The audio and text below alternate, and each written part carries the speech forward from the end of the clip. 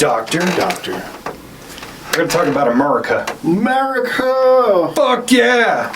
Coming to save the motherfucking day. America! Fuck yeah! Freedom is the only way. That movie is such a masterclass on fucking the way that probably America is seen throughout the world, I think. You know, it's funny you say that. Deacon mentioned it to me the other day about how, like, this soccer thing that's going on, the World Cup, whatever the fuck it is, I don't know anything about soccer, but how that's kind of like bringing people together. And I had no idea what he was talking about because I just thought it's soccer. Mm-hmm. Like, I'm an American, I don't give a shit about soccer. Yeah.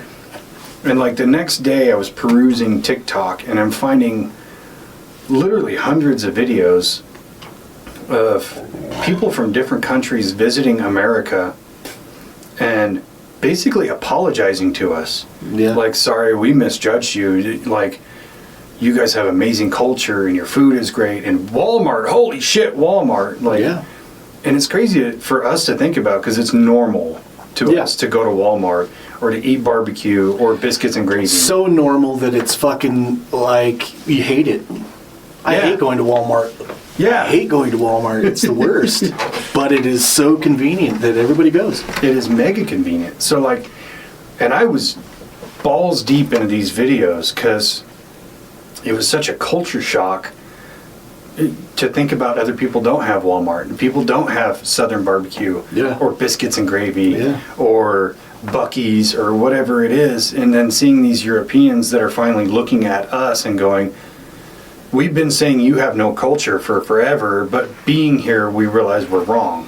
Yeah, I was looking at a bunch of probably the same videos, and I mean I got trapped down the rabbit hole of watching Europeans eat American food for the first time. Yeah. So I was like eating fried chicken and eating like biscuits and gravy and just being blown away. But like some of them were even talking about like them living abroad, living in like somewhere in Europe, France or Spain or whatever, and thinking about America, not understanding how big America is, how big the United States is. And they were like, you have to think of each one of their states is the size of the countries in Europe. So like America is such a vastly different place, like from one coast to the other, that there's so many different cultures in between, subcultures in between. Absolutely. And so a lot of them were saying that they were just, taken aback by like the huge diversity of what America really is. Yeah. So that was refreshing to see people like, and it's one of those things that like the Walmart thing, us as Americans kind of take for granted that that's just the way that it is, but that's not that's not how it is everywhere. So it's refreshing to see these people discovering that about America and then being like, oh yeah, okay, cool, yeah. Yeah. I guess America, it really is. Because, like, a lot of people who especially live in America take that for granted, and you see it on social media how, like, Americans hate America because we're Nazis. Yeah. I'm going to use that word.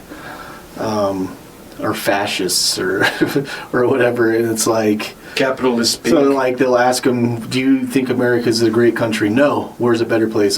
Canada. Why? I don't know. No, I can answer that. It's because they don't have Trump. That's the perception of it, regardless of if it's reality or not. Is people just they see Trump and they equate Trump as the quintessential American. Yeah. Or whoever's in power at the time. That's kind of the way they look at it. Where it's like, when Biden was in office, they probably looked at us all as like incompetent, doddering old men. It's just not reality. Yeah. And to further your point, I saw somebody talk about you could drive across these 6 European countries and it takes this amount of distance. Now, if you were to put that from one end to the other of Texas, you would still be in Texas if you drove that distance. Yeah. So it's like our land mass is just enormous compared to European countries. And like you said, there's all this diverse culture. Like New York culture versus Austin culture is not even close to the same. Or Miami versus North Dakota. Like, we're vastly different people from state to state, and even sometimes from county to county. Vegas to Salt Lake City. Yeah. Totally different. Even Salt Lake County to people who live, in Tooele County are honestly really, really different. Oh, yeah. Like, you'd see how I'm dressed, and you'd see somebody from, like, say, Grantsville, and you're going to assume they're wearing, like, cowboy boots and jeans, and, you know what I mean? They're going to have more of that, like, cowboy aesthetic versus I'm a little more city, Yeah. So just looking at that diversity from our own lens, how do we expect people from other countries to be able to look at us as different people when all they see is just like what's popular? Yeah. So that's been an interesting culture shock, not just for them but for us, to kind of like you said, you get to the point where you hate going to Walmart. Yeah. But it is super convenient. It is super inconvenient, and to go to a place that doesn't have something like that. You'd be like, what do you mean I can't get a pack of underwear and celery at the same place? This is dog shit. I got some celery, some underwear, and a lawnmower here in my car. And you don't even have to go. You just fucking punch it in online and just fucking pick it up. Yeah. You could have that shit delivered to you. Super convenient. Hate going inside. Not a fan of it. Yeah. So me and my wife used to go, this is back like way before COVID. Well, some of the stores were still open 24 hours, that was a thing back then. Most Walmarts were 24 hours. Mm-hmm. And so like we'd go in there at like 2 o'clock in the morning, and we might have been super stoned at the time. We might have not. I'm not going to say that we were or weren't. We meaning me, mostly, not her. Somebody had to drive. But we'd go there and just like walk around and find stupid shit, the most crazy, weird shit we could find, and watch all the weird, crazy people that were there at 2 in the morning like us. Yeah. Entertainment. Except they were probably wearing pajamas and shit. Yeah. We'd go to the $5 DVD bin and find the dumbest fucking movies that we could find. That was my jam, dude. America, dude. I didn't even like sift through it. I just stick my fucking arm down in there. It looks like we're watching Pumpkinhead 3. Tight. Let's grab some beer. So do you think America is a place or an ideal? Like, could we have the same culture we have anywhere in the world? I think it is possible. Granted, America has been America for 250 years, but the change that it's over those years, it's changed so much, and even just the idea, I think, of America has changed over that time so much. I do think that it's possible, but it might take 250 years for that other place to evolve into something like that. I think it would happen a lot faster because we live in an extremely fast age. True. Where if you transplanted 100,000 Americans into England, that motherfucker would be like Utah in a week. Yeah. Like, we're not going to call it petrol anymore, by the way. It's gas. It's gasoline. Yeah. Need some gas. We're going to have to take down this village of cottages and put a Walmart right there because it's one-stop shopping. Yeah, maybe some apartments. Apartments fucking everywhere. I think we would appropriate our culture into another place in a heartbeat. Yeah. But that's only part of the American ideal is capitalism. I think it would take the right people, because there's a lot of people who are driven by the American dream, and really go after it, and then there's a huge part of the population who just kind of rides along. Mm-hmm. And so if you had the right mixture of people that are going over there that want to push for something more, then instead of just accepting the status quo, Yeah. you'd probably see that development really quickly. So with that phrase, the American dream, do you think that's still a real thing?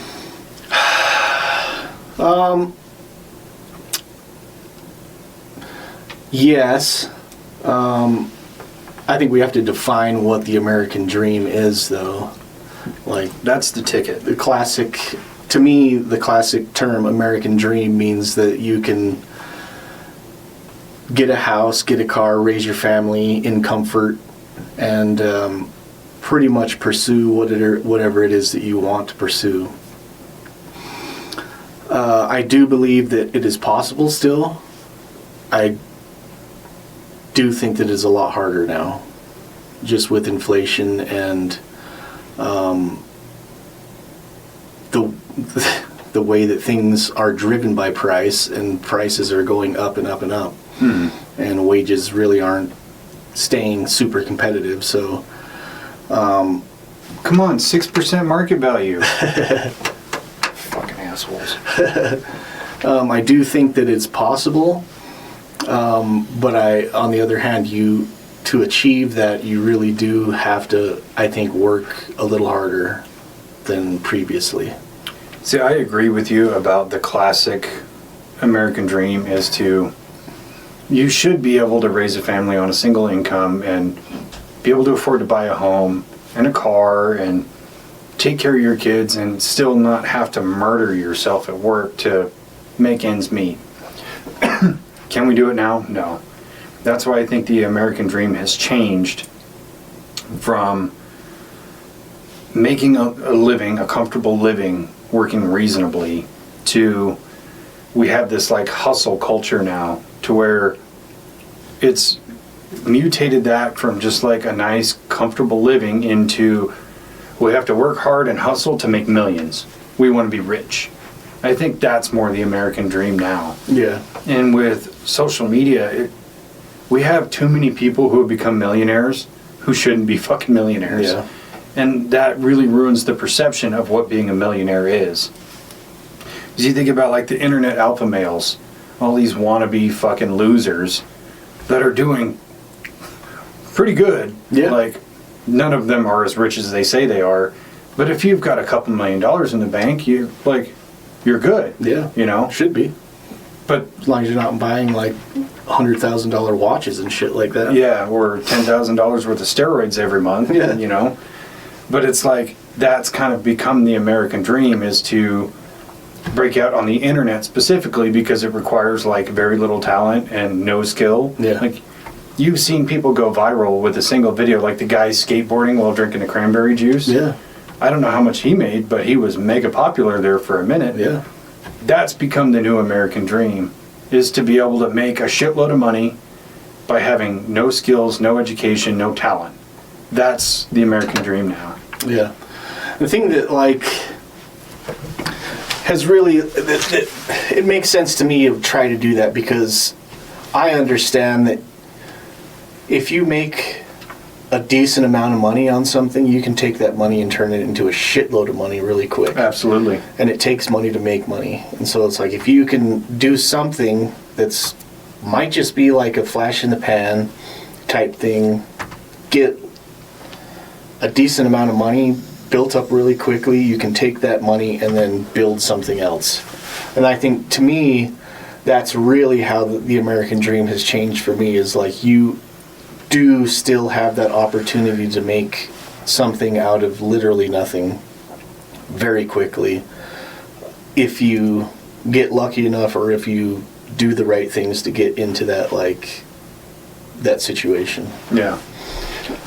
So there's like people who really go after shit and they are very successful very quickly, and then there's people who kind of just stay in the same lane for the whole time and then complain about not moving anywhere else. I agree. It's like to me, when you say that, you know, you should be able to survive off of one income, you really should. But I don't think that you should expect to make that livable wage at somewhere like McDonald's or like working as I agree. a person who stocks the shelves at Walmart or whatever. Those are kind of entry-level positions, and they need to be kept that way so that people will still try to advance, like, in their careers. And most people are just, they don't want to take that step of advancement, and so... Yeah, and I think about it like where we work. When we got hired on, the average person was making $8 or $9 an hour, and full pay there for us at the time was like 24, 25, somewhere around there. Mm-hmm. Like, we were making good fucking money. Oh, yeah. And then a lot of, well, I mean, COVID happened and inflation really kicked everybody in the balls, but this idea that we have to raise minimum wage to be competitive with the market doesn't sit well with me, because, like you said, you have to have these entry-level jobs to work to build your rep, essentially, to where you can get a higher paying job. Yeah. And for me, like, going through my late teens and my 20s, working shit jobs for shit wages, and then in my 30s, I got a good paying job. Like, that was great. I feel like I earned that. You know, working jobs where I made $14 or $15 an hour, and I'm getting by, but I'm not doing great, and then getting a job where now I'm doing great because I fucking earned that. And trying to eliminate that step also eliminates work ethic and pride in your work. Right. Which is why we get so many kids who start where we work and they're just spoiled, entitled brats. Yeah. And they pussyache about fucking everything. Yeah. I'm only making $31 an hour right now. This is fucking bullshit. You expect me to do my job for $31 an hour? You know, the first job that I ever had was I worked at Leatherby's as a dishwasher and a busser, and I made $4.75 an hour. And you still worked hard at it, I'm sure. Oh, yeah. I got promoted pretty quickly to an ice cream dispenser, so I was scooping the ice cream. You're like, see that? That is I think by right then there. I was making $5.25. I had gotten a 50-cent raise, and then, like, shortly after high school, I started working as a delivery driver, and I was like $10 an hour, and I was like, fuck yeah, dude. We're rolling in it. Back then, this was like about 2000 maybe, year 2000, 1999 probably. And so I was like, you know, had the fucking polo swag and shit on. Thought I was fucking pimping. But that, you know, that was the natural going after something that was more, because I wanted to be able to support myself. And I was able to pay for the things that I wanted and pay for the things that I needed with that wage. I wasn't like living in my own apartment or anything like that, so I didn't have to pay rent or a mortgage or something like that. But I knew that if I wanted to do those things, I had to find something better. And so it was like to me, I feel like that's the natural progression of like, okay, this job right now is okay for now, but I'm looking for something more. And I didn't go to college. I'm one of those dumb kids that didn't think school was important. Now with the internet, I really don't think that school is super necessary unless you want to be like an actual fucking doctor. Losers. You know, it's so much easier if you just like start a podcast and just call yourself a doctor. You just skip 7 years of school right there. And if I ever have to do brain surgery, I'm probably pretty sure there's some videos on the internet that can show me how to do it. University of YouTube, baby. Yeah. Very simple. Yeah. What does this do? Oh, tight. Write that down in my notebook. Hey, lean your face right over there. So yeah, I think that the idea of the American dream is still possible, but you really do have to work a little harder than normal. Just to put it in context, my dad, before he passed away, would tell me things, you know, like old people do, you know, tell stories from when they were younger and shit. He said he bought his first house out here in West Jordan, just right out here, and it was like he bought his first house for $22,000. Probably making $3 an hour. probably 73 or 74, so 50 years ago. Now that same house would probably sell for $500,000. Easy. Yeah. So that is what, like a 900% increase in value or some shit like that? Which is like, is that inflation, all inflation, or is that just like price gouging on the market, or what is that? Yeah, inflation, devaluing the dollar all the time. There's a lot of factors that go into it. Really, a lot of it just comes down to the government just fucks us over. Yeah. And that's really what it is. Because it's like, if you look at like the cost of living from, let's say, the 19th century, you know, and up into the 20th century, like when pennies were like $10 bills, you know, where it was like, if you needed a bag of flour, it was, you know, it was a penny or a nickel or whatever. And then you go to the store right now and you buy a bag of flour, it's $5. It's just, the inflation grows over time, but we have gaps like from 2020 to 2025 where inflation just shoots way up, but it never goes back down. Yeah. Like the cost of things go up, but it never retreats. Yeah. Unless there's a market crash. Like in '08 with the housing market, houses were pretty stable, and then there was a crash, and a lot of people lost their homes. Shitloads of short sales and things like that, so people could buy a house for almost half price. Mm-hmm. And then from there, it went back up and up and up. And then we had COVID, and then for some reason, housing prices skyrocketed. Because I remember I bought my house in 2016, it was $211,000.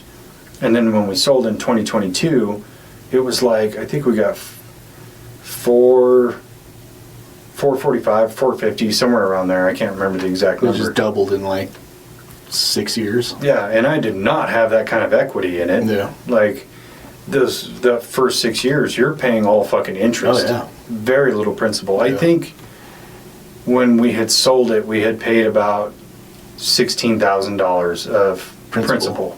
And the rest was just all interest. Yeah. So just looking at that and how much you built in equity just by market value going up shows that the housing market was like artificially inflated. Yeah. I don't know how much it was artificially inflated or it was supply and demand. So like during COVID was a mass exodus of people from California that were selling their homes that were valued at, say, $900,000 and moving to somewhere like Salt Lake where they could buy this nice house with a nice property for half the money that they just made off of the sale of their house in California. And so there was a huge mass migration of people that moved here during that time. And so you've got a limited number of houses for sale in this area, in this market.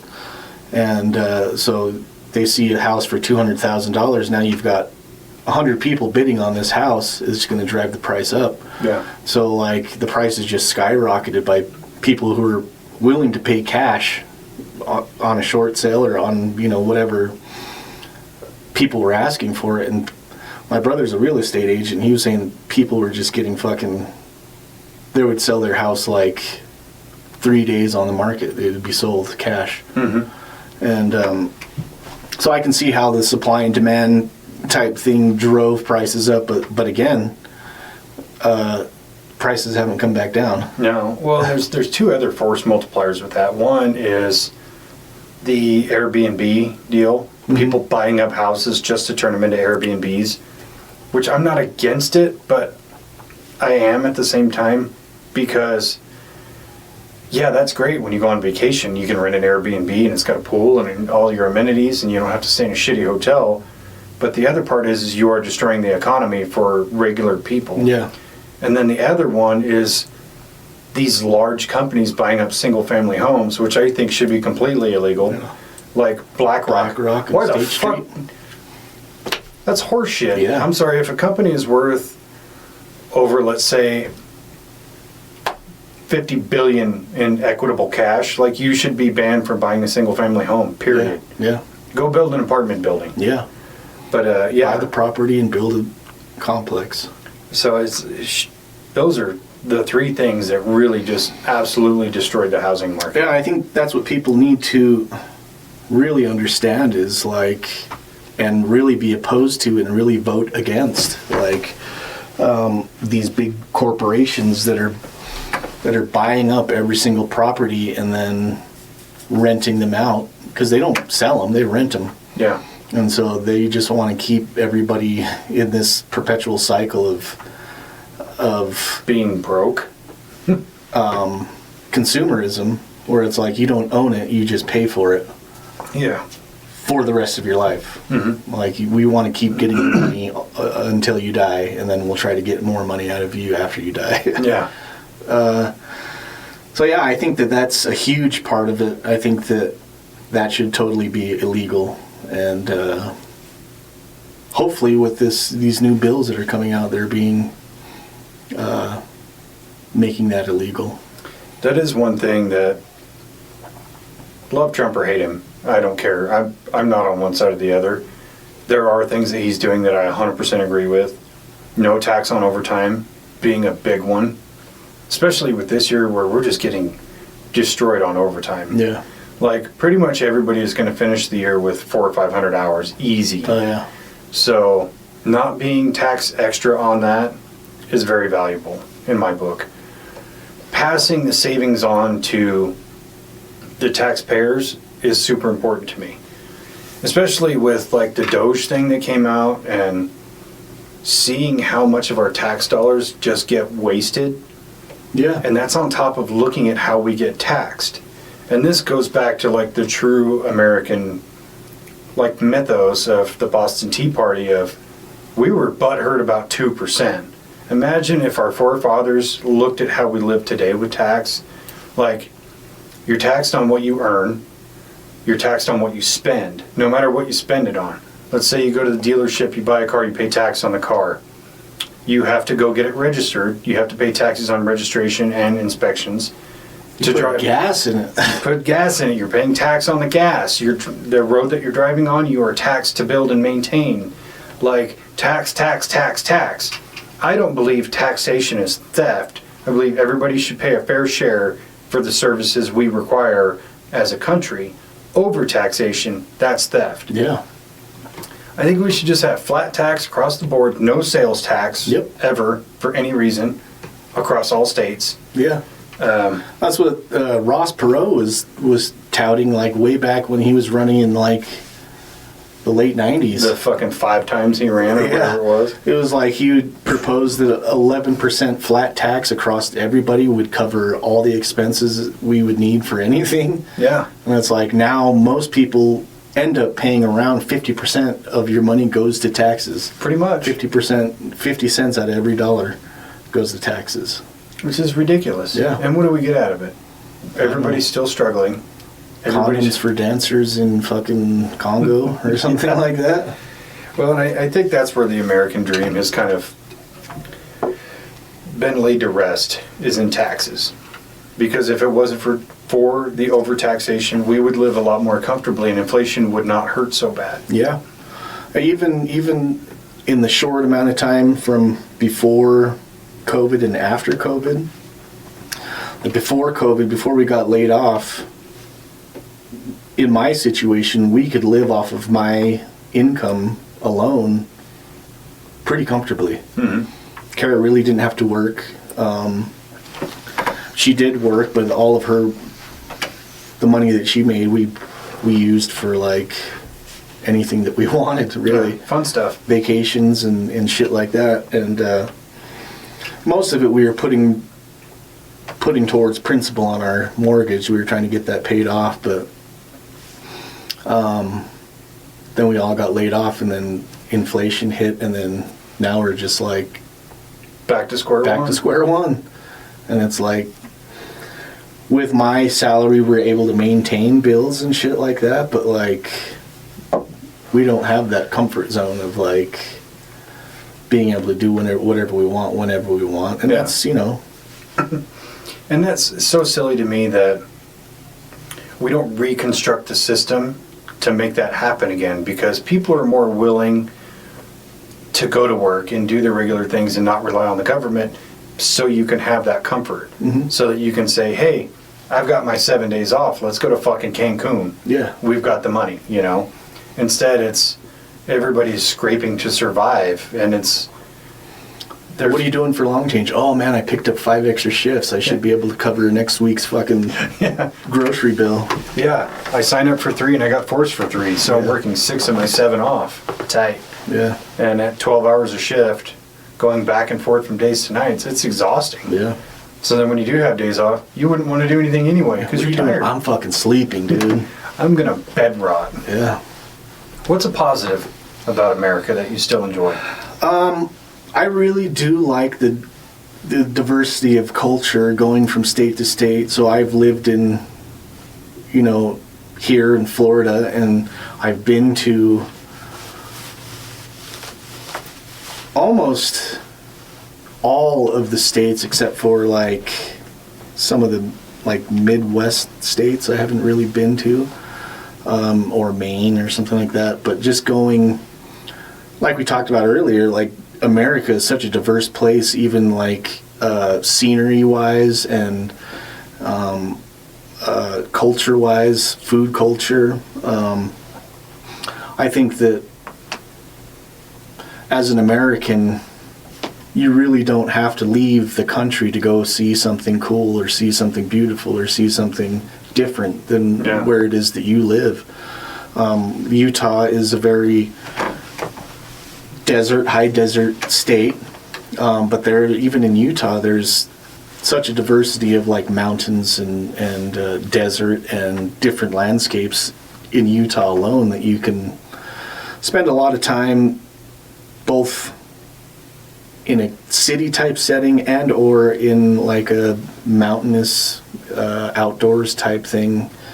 So I think that America as a whole, there's so many different places that you can go and check out without having to leave the comfort of your own country and having to deal with like different languages and shit like that. I mean, you still have to deal with that here, but some places. Yeah, I mean, it is nice that we can go one state over in any direction, and it's a totally different culture than what we're used to. I mean, Idaho and Utah are siblings, basically. I mean, we're cooler than they are, but only by like this much. Yeah. Only because we don't live in fucking Idaho. But yeah, going over to Nevada is a totally different culture, or going down to Arizona is also vastly different. Even though it's all the desert, it's very different people. Yeah. And like you said, the food culture in America is so impressive that I watched this video of Tom Holland talking shit about American food. And it's like, hey, shut up, Spider-Man, nobody cares. And he's, for one thing, everything he pointed out about American food, where he's like, well, this came from this and this came from this, like, factually incorrect, all of that. Where I can drive 10 miles in any direction and I can pick up a cuisine from almost any different country that I want. Yeah. Like Vietnamese, Mexican, there's a Chilean restaurant not far from here, fast food, fucking Chili's, Applebee's, B-dubs, whatever you want is within reach. And when people say we don't have our own culture with food, like, you've never tried Southern barbecue or soul food or American breakfast, like, don't say that shit came from somewhere else. We made that. Yeah. And sorry, cheeseburgers come from America, not from Hamburg. Fuckers. I just had to throw that out. That one bugs me. Well, hamburgers are from Hamburg. No. The hamburger patty is from Hamburg. I don't know where it originated from, but I can't imagine going to, well, now you could probably go to Japan and get a higher quality burger than in America, but wherever the burger came from, it was definitely perfected here. 100%. Bacon and an egg on your burger? The fuck out of here. Thanks, Red Robin. Yum. You know, my favorite thing about America is, like, maybe it's not such a positive. This is still the best country to be from. This is still the best country to live in. And I know there's always, I hate to say it, liberals who are like, well, in Denmark, well, in Poland, go fucking live there. Yeah, why don't you go there and get a job? Oh yeah, because they won't let you. Yeah, because they also have immigration laws, just like everybody else, but we're the only bad guys for enforcing them. So stupid. But I do get tired of these comparisons of like, well, this is how they do health insurance in Denmark. Okay, Denmark has 9 million people. We have almost 360 million. Yeah. There's a big difference. There's 9 million people live on the island of Manhattan alone. Yeah. Or something like that. And that's why it's a fucking shithole. I mean, how many people do you think live in Salt Lake Valley? I think it's like 1.2 million. There's almost 4 million people that live in the state of Utah only. Really? Yeah. I would think it was way more. Nope. Yeah, if you've ever been on the 15 freeway, then you would think it was way they're more. all there at the same time. Yeah, that's the fucking problem. It's like we were coming back from Ogden yesterday, and I was like, I'm going to take the 215 and avoid the interchange on the 15 because it's going to be traffic. Yeah. 215 was just as bad. Yeah. Fuck, I could have taken surface streets and gotten home sooner. It's terrible. Could have fucking taken a wagon train. But yeah, it's still the best country to live in. It's still the best country to be from. Because again, going back to like the convenience that we live in with Walmarts and Buc-ee's and all that other shit, and like the availability of everything at our fingertips. Maybe not in rural areas, but living anywhere near a suburb, you have access to anything you want at any given time. Yeah. And we live in a capitalist country, therefore your ability to make money is unlimited. Yeah. It's just a lot of factors go into it. It's being at the right place in the right time and having the drive and putting in the effort. Like even just having the right idea in the right place at the right time. Agreed. You'll make millions. Look at Mark Zuckerberg. Like, with all of his misgivings, he is like the American ideal. Had an idea when he was a kid. Yeah, I want to see all the hot chicks in my university without leaving my dorm room. How do I do this? Dude, like he became a bajillionaire just by having a dick. Yeah. Like, yeah. Sorry, I'm not a big fan of Zuckerberg, but I'm a big fan of what he did. Yeah. It makes sense. You let your dick do the thinking for you, and you just use your mind to kind of back it up. Billionaire. Yeah. Or even like people like Elon Musk, who's attributed to being like this mega genius or whatever, and it's like, to me it looks like he's not the one coming up with the idea or doing all the work. He's more of the thinker behind it, and so he's like, I want to try to do this, I don't know how to do it, so I'll get the person who does know how to do it and pay them to do it. Yeah. And I'm going to pay that person well, so Yeah. they do a good job. Yeah. And then once it gets successful, I'll just sell that and then move to the next idea. Now I've got this capital that I can do whatever I want with. You know, honestly, Elon is like, and I'm going to leave all the bullshit out of like the negative parts of his persona or whatever. Let's just look at the facts. Like, he is the personification of the American dream because he's not even American. Yeah. He's from South Africa. He came here. He had an idea. He made some things work. Like, started PayPal, sold PayPal, used that money to start Tesla. And from the money he's making from Tesla, he starts SpaceX and Neuralink and everything else under the sun that he's doing. He headed up the Doge program because he believes in American ideals like you and I have no wasteful spending of taxpayer dollars and like you should be able to pass an audit and all this. Like, that is a real American to me. Yeah. Or even in that vein, Arnold Schwarzenegger. Loved America, came to America, became incredibly successful. And I read his biography, and even like when he made his first $1 million, he didn't just go spend it on lavish shit. You know what he did? He bought apartment complexes, and he hired people to maintain them for him. So he was just making passive income. Yeah. So he was actually a millionaire before he ever made $1 million from a movie. Yeah. That's the American dream. It's not, I'm going to go be in a movie and make a shitload of money and just make movies. This guy was smart. And that's what real American capitalism is. No matter where you're from, no matter what your circumstances, you can become wealthy. Yeah.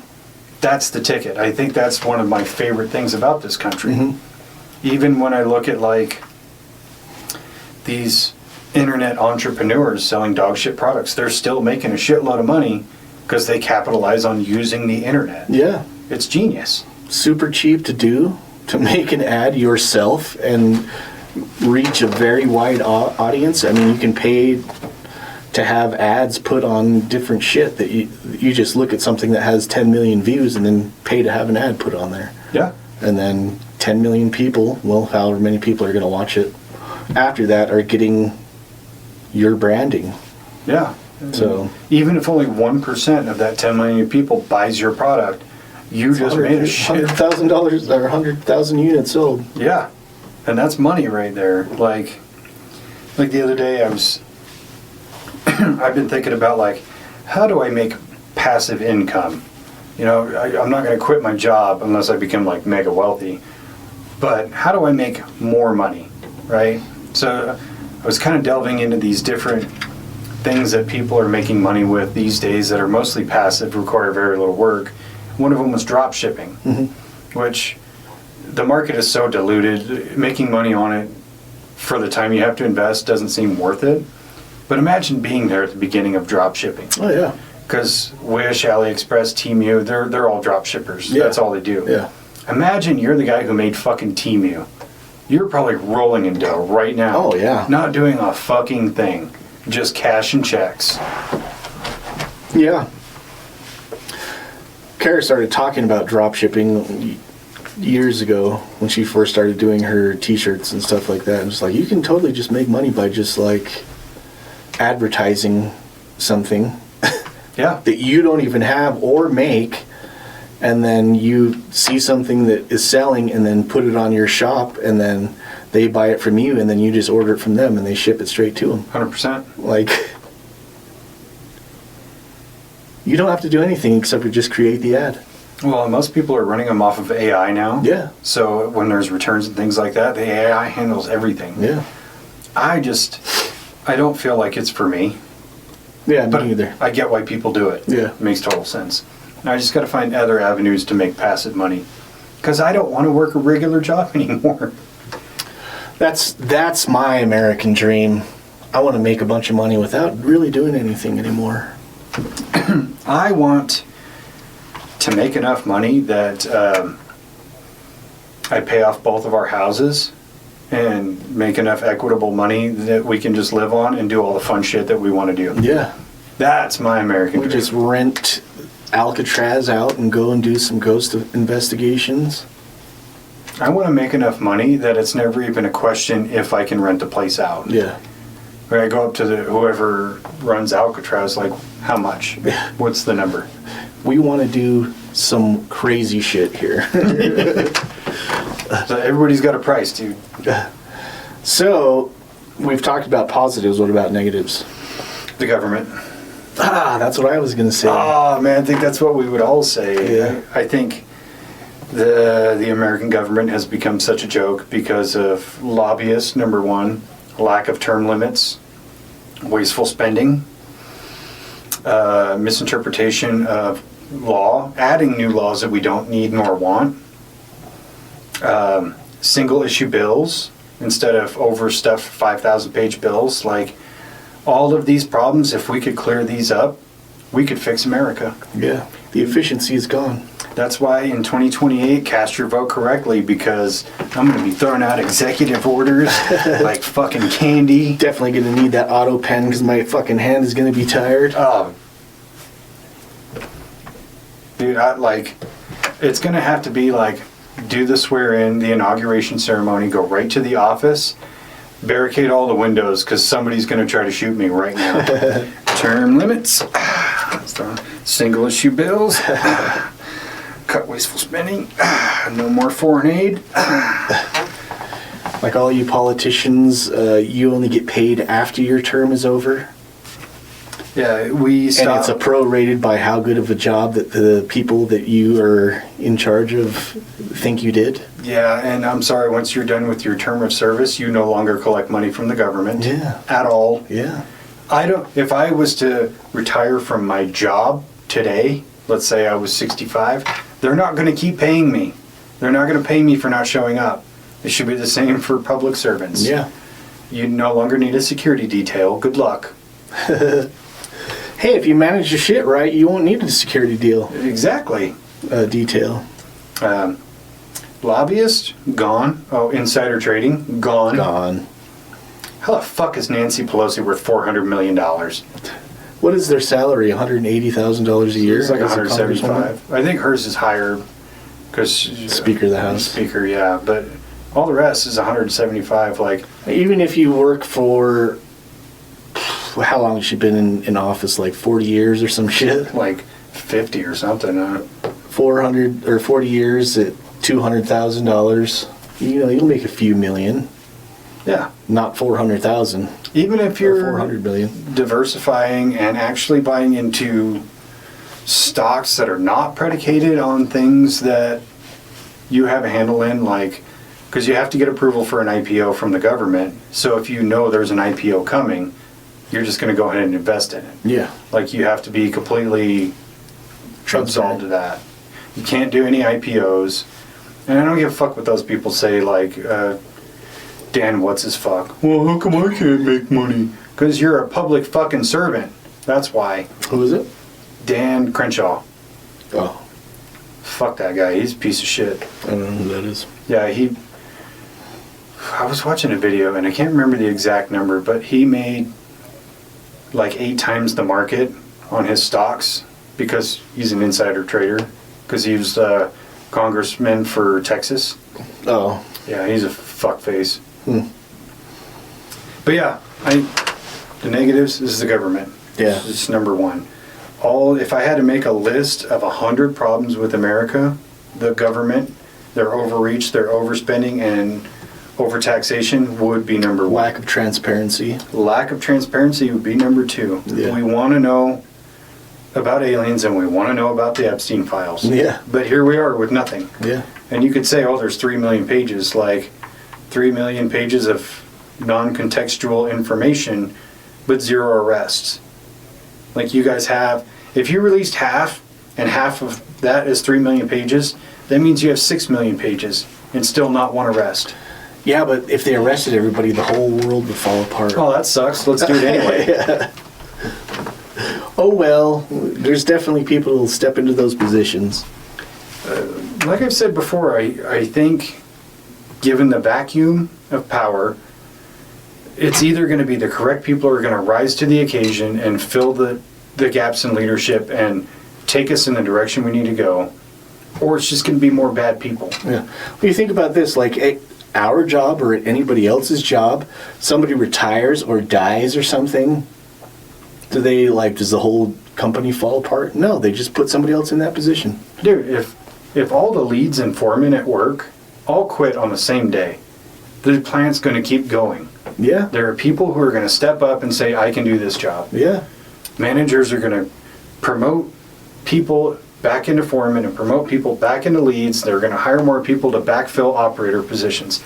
It's just the way it's going to go. Mm-hmm. Because here's the facts. If, let's say, 70% of government employees, I'm talking all the way from the president down to, a clerical secretary, 70% of them get put behind bars for the Epstein files, like, people are going to jump into those positions. Whether it's like we have to have emergency elections, or people are going to temporarily like take on 2 jobs or do whatever it is, it's gonna fill back out. Yeah. And for other countries, sorry, it's your problem. You deal with it. We gotta fix our own shit here. Good luck, England. Like, Yeah, I had a feeling you were going to have that response, and that was that's why I let you go first, because I was going to say exactly the same thing. So, yeah, what else do you have on there? Cowboys, gangsters, and American 66. mythos. American mythos. Yeah, because we were so prevalent across the world in America for our mythos, Mm-hmm. the Wild West, the cowboys, the American might of the military, Hollywood, Route 66, like the American dream. All of it we are, I'm going to just say it, we are the inspiration for the rest of the world. You know, you think about Superman. How many people on this planet do you think don't know who Superman is? Or at least recognize the symbol? Right. It's probably a much smaller number than we want to think about. That is an American icon. Mm-hmm. And we have so many of those that are recognized worldwide because we're at the forefront of entertainment. Well, yeah, you think about, like, most people in, like, Europe or something, and you ask them about if you've seen this American movie, most likely they're going to say yes. I don't think I can name one movie that was made in, like, fucking France or England or some shit. Well, I'm sure a lot of movies get made in England. A French one, the first one I can think of is it Amelia? I don't know. I remember my ex was watching it one day, and I was like, "You're watching a movie in French? And that's kind of weird." She's like, "I love this movie." And I watched it, and I'm like, "This movie's fucking stupid." But okay. So that's the first one I can think of. Really, though, think about how many great filmmakers come from other countries to make big American movies. Yeah. Look at, like, Luc Besson, Christopher Nolan. Like, most of our entertainment industry is comprised of foreigners. Yeah. Like, the best actors in the world, they come from England and Australia. I am convinced. Well, that's why I think that the whole melting pot of the United States, you know, taking advantage of that, you have somebody from a different country that has a totally different perspective on everything, looking at, you know, telling a story from a different perspective. I think that's super vital in a place like Hollywood, where if you're getting all the same people who work in this town, who all are intermingling with each other, they're going to have similar ideas and be shot in similar ways, as opposed to getting somebody who's an outsider coming in with a different vision and different perspective, might be able to tell the same story in a different way that most of these other people aren't even thinking about. Mm-hmm. So I think that it's important to get these outsider views, or not even outsider, just like people with an outside perspective in everything, really. Yeah. Whether it's movies, food, politics, different ideas are what make whatever it is that you're trying to build the best that it can be, I think. I agree. And I think the mythos we have here in America are what keep America thriving in a way. Like, you think about cowboy, right? Your first thought is, you know, a ranch hand, somebody who wrestles cows. Mm-hmm. But then you also put it into perspective of, like, President Bush talking about, "I'm a cowboy, man, I'm a cowboy." To the rest of the world, they think of, like, a rugged, tough guy, or, you know, the guy prowling the streets with a six-shooter, playing cards and drinking whiskey, because that's what you think of with a cowboy. You don't think of a Yellowstone cowboy, you think of, like, a Clint Eastwood cowboy, you know, or even, like, American military. I'm sure most other countries are very well aware of, like, Navy SEALs and Green Berets, because we have all these great movies and shit about them. Yeah. How many special forces divisions outside of America can you really think of? Like British SAS or Spetsnaz? I'm sure Germany's got one. I'm sure that all countries have them. They're just not, I don't know. They're just not prevalent because you don't have a culture behind them. True. Where we do, where we kind of, we don't pay our heroes or take care of their medical bills, but we make movies about them. Yeah. Yeah, that's weird. Like, I think maybe it was Kara and I were talking about how, like, there hasn't been, like, a Western movie that's come out in the last little while, really. Where before it was like they were coming out every few years, you'd see a good Western movie or something like that, really dealing with, like, cowboys in the Wild West type shit. I don't. Maybe that's just a what's out of vogue right now, so it's Yeah. not being made. But I think for the most part, Westerns have kind of run their course. Yeah. Because leading up to the 80s, it was like your action movies were pretty much Westerns or they were war movies. And then in the 80s, we started getting all the big over-the-top action heroes, the Rambo and Schwarzenegger, RoboCop and John McClane and all these like larger-than-life characters, and that kind of took over. Every once in a while, a good Western will pop up, but most of the time when you see one, it's like, I hate to say it, but washed up stars. yeah, I'm just taking a paycheck. yeah, And it's like a straight to video, straight to streaming now Western movie, and you go, Wesley Snipes in a Western? I don't know about that. Skip. You know. he's a cowboy now. That motherfucker's Blade. He's only Blade. I think the last Western movie that I watched that was new to me was Old Henry. Seen that? I did. I like that one. Yeah. The last one I saw that I really enjoyed was the remake of Magnificent Seven Okay, yeah. with Denzel and Chris Pratt. Mhm. Like, I really enjoyed that movie. Yeah. It was just fun. Like, you didn't take it too seriously, but you took it seriously enough to enjoy it. What was the one that Quentin Tarantino did that was like straight to Netflix? Hateful Eight? Is that what that was? That was a full theatrical Was it? run. Yeah. Was it? But I enjoyed that. Yeah. And I think I enjoy it. It doesn't feel like a Western movie. It feels like a Quentin Tarantino movie. Right. Which, there's the American dream right there.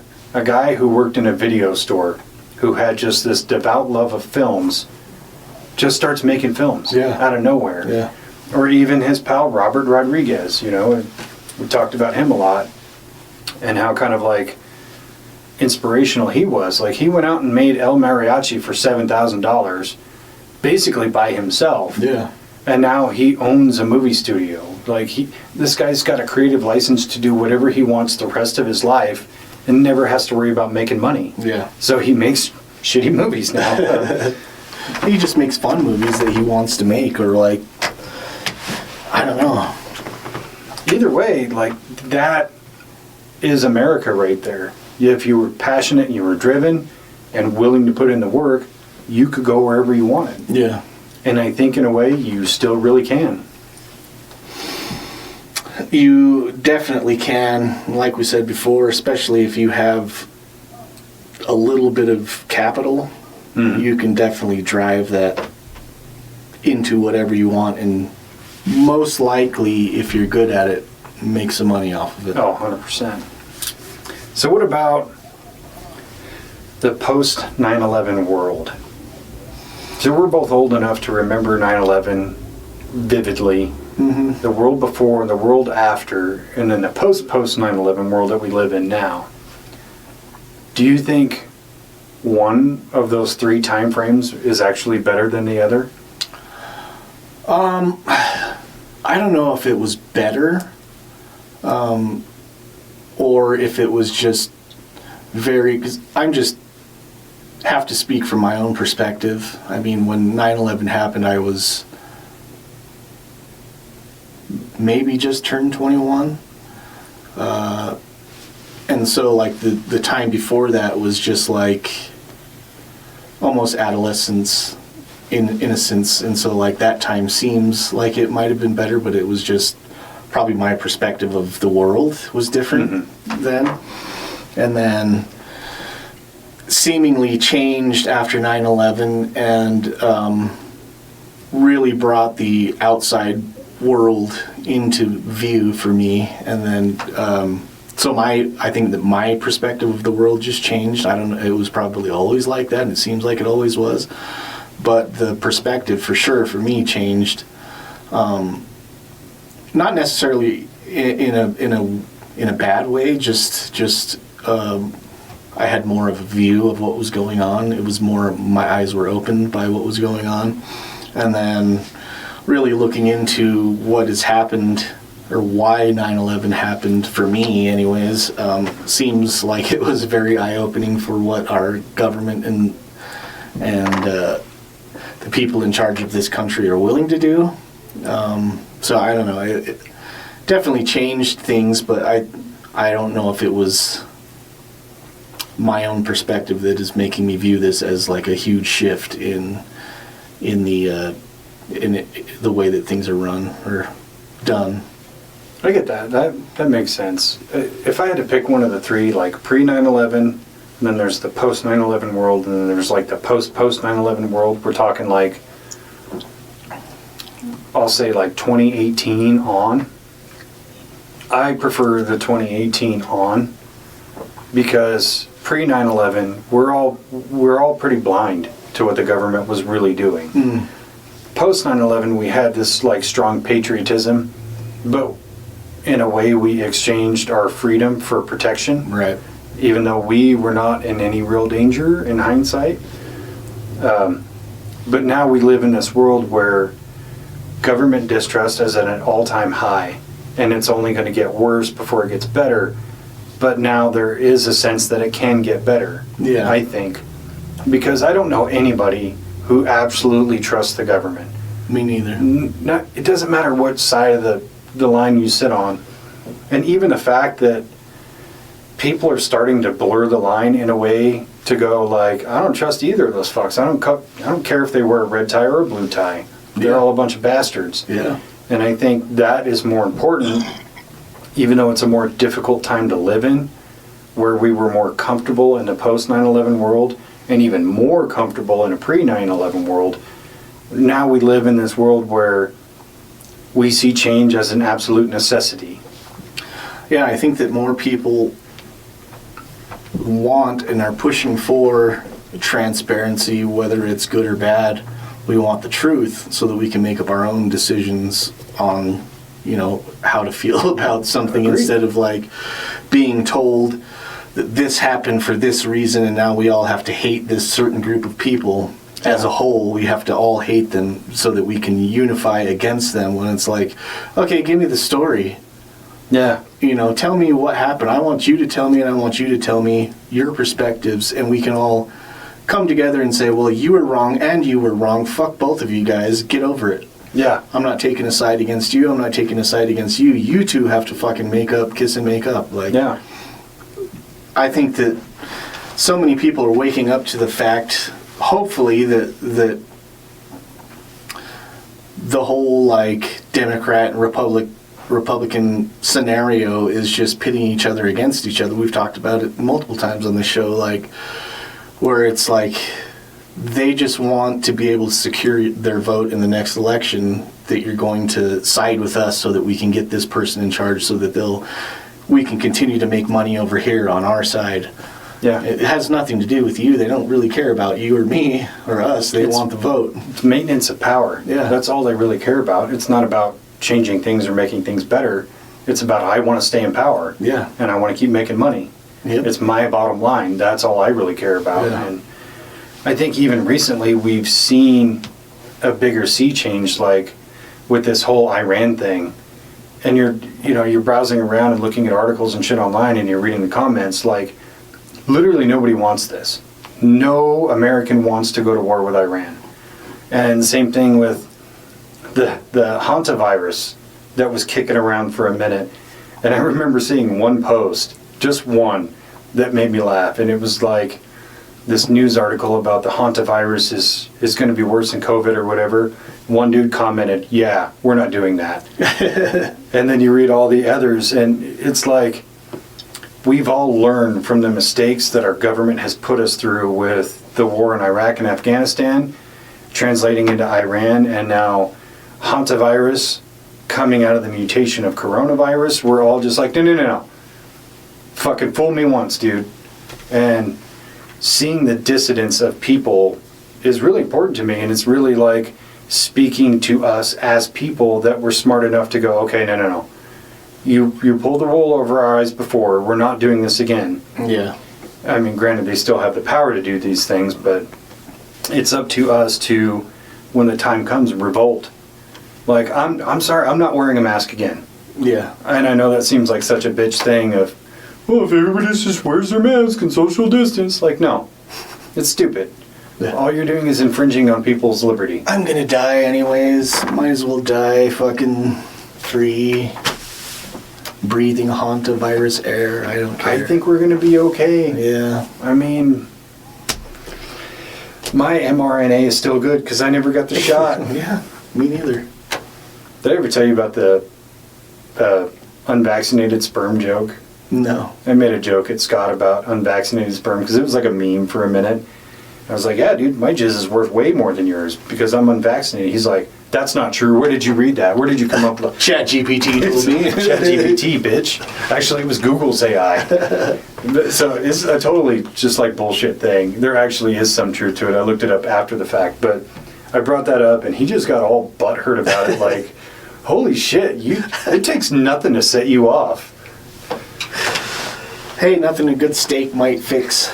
You know, I feel like he would just be happier in life if he ate fucking cheeseburgers. Yeah. Just saying. With bacon and egg. Thanks, Red Robin. I don't think that I've ever been in the middle of eating a cheeseburger and been fucking upset. Yeah, you're just like, fucking Trump. It's all his fault. So, one more topic on this. So I have this question, what does patriotism mean to you? Or do you feel patriotic, and what does that mean for you? Patriotism to me means a love of your country. I do love the idea of our country. I do love the proposed freedom that we mostly have. Mostly. Whether I want to go and kill somebody in another country over a war that's meaningless to most people, I don't feel that patriotic. Now,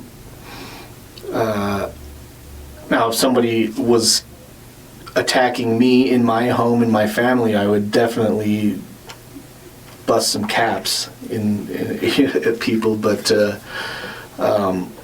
so I do believe that I do have some patriotic bones in my body, but not enough to go and fight some war for a government that I don't fully trust. 100% agree. I think the last war that America was involved in that actually had to do with the protection of America was World War II. And even that is kind of sketchy. So it's, I don't see the need to kill other people to protect our freedom. I think that's just that's a post 9/11 buzz phrase that we say to try to help justify. I believe in our American ideals that our forefathers set out for us, and that's where my patriotism comes from. It's life, liberty, the pursuit of happiness, the right to bear arms, the protection against illegal search and seizure, like these things that make us believe that we have freedom because we used to have real freedom, in some form or fashion. That's my form of patriotism, where I can still say what I want, and I can still believe what I want, and I can choose to worship any God I choose without any fear of repercussions. Like, that is real patriotism to me. Yeah. It's not about fighting wars on foreign land over oil or opium.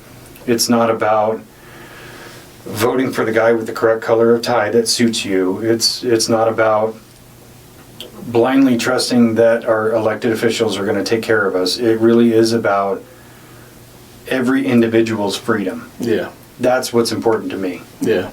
So, do you feel like we have real freedom? I believe that we have more freedoms than a lot of other countries do. I think that the freedoms that we are allotted are, some of them are just really not real. But I believe that every person should be born, is born, like the Knights Templar were fighting for, with human rights. You should be just treated as an actual human and you own these rights because you were born. That's why. Yeah. You were a citizen of this planet. You should be afforded basic civil liberties. Yeah. And I've never understood taking away somebody else's. I mean, to gain power, sure, it makes sense, but I'm not interested in power. Yeah. So it's silly to me. I do think we have, like you said, more freedoms than a lot of other places. Like, shit, in England, they were putting people in jail for being COVID dissidents. Yeah. We didn't have to deal with that. I mean, sure, your social media would get struck down and shit, but those are privately owned platforms. Like, no, you do not have actual freedom of speech on social media. There are consequences. Mm-hmm. But we are still free to pursue entrepreneurship. We are still free to pursue freedom of speech in different formats. Well, even that term, freedom of speech, protects you from the government being able to do anything to you. Now, a private corporation or private platform like that has the right to strike you, and or like if you're saying something negative in a public space about like the company that you work for, they have the right to fire you for that because it's a privately owned thing, so they can do what they want. So it's not without, doesn't protect you from all of the repercussions of the things that you say. It's that you have the right to say them. Yes, you have the right, but it's not consequence free. Right. That's just the reality of it. Just like you can use the N-word if you want, and you probably are going to get punched in the mouth by somebody that's in the vicinity. Yeah, people use the N-word on me all the time. Call me a Nazi. It's not people, it's a person. No, I'm just kidding. Yes, freedom of speech does not come without consequences. You just have the ability. It's kind of like you have the right to remain silent. Most of them don't, though. Most of them don't. And if you get arrested, shut the fuck up until your lawyer gets there. Don't give him any ammunition. Yeah. It's like old Gunny Highway used to say, don't give the bastard the satisfaction. You ever seen that one, Heartbreak Ridge? Yeah. Ah, classic, Oh, yeah. dude. Oh, yeah. It's always nice to, talk to another fellow moviegoer about classic movies and they actually know what you're talking about. Yeah. Because I'll bring that shit up at work and they're like, I've never seen it. Like, what are you doing with your life? Yeah, all the people that you work with are too young. Well, even Stuvie. Really? Yeah. There's a lot of movies he's never seen. Like, what do you do with your free time? Loser. Jinx. Yeah, it's nice. Pat has seen quite a plethora of movies. He better have. He never comes out when we invite him out. Yeah. So yeah, you better be home watching movies. Watching movies. I can forgive that. So it's almost America's 250th anniversary. Today is June. 250th anniversary of your birthday? Yes. I am. What a celebration! There can be only one. Yeah, my birthday is July 4th, and this year... What a patriotic fellow. Fucking... Letting the country share your birthday. I allow it. Yeah. It's their freedom. It's a strange thing, having a birthday on a national holiday like that, on the national holiday, because people tend to think, oh, you throw a big party and do all this. Nah. I just watch fireworks with the kids, that's all I do. They're celebrating. You're welcome. That was like $70.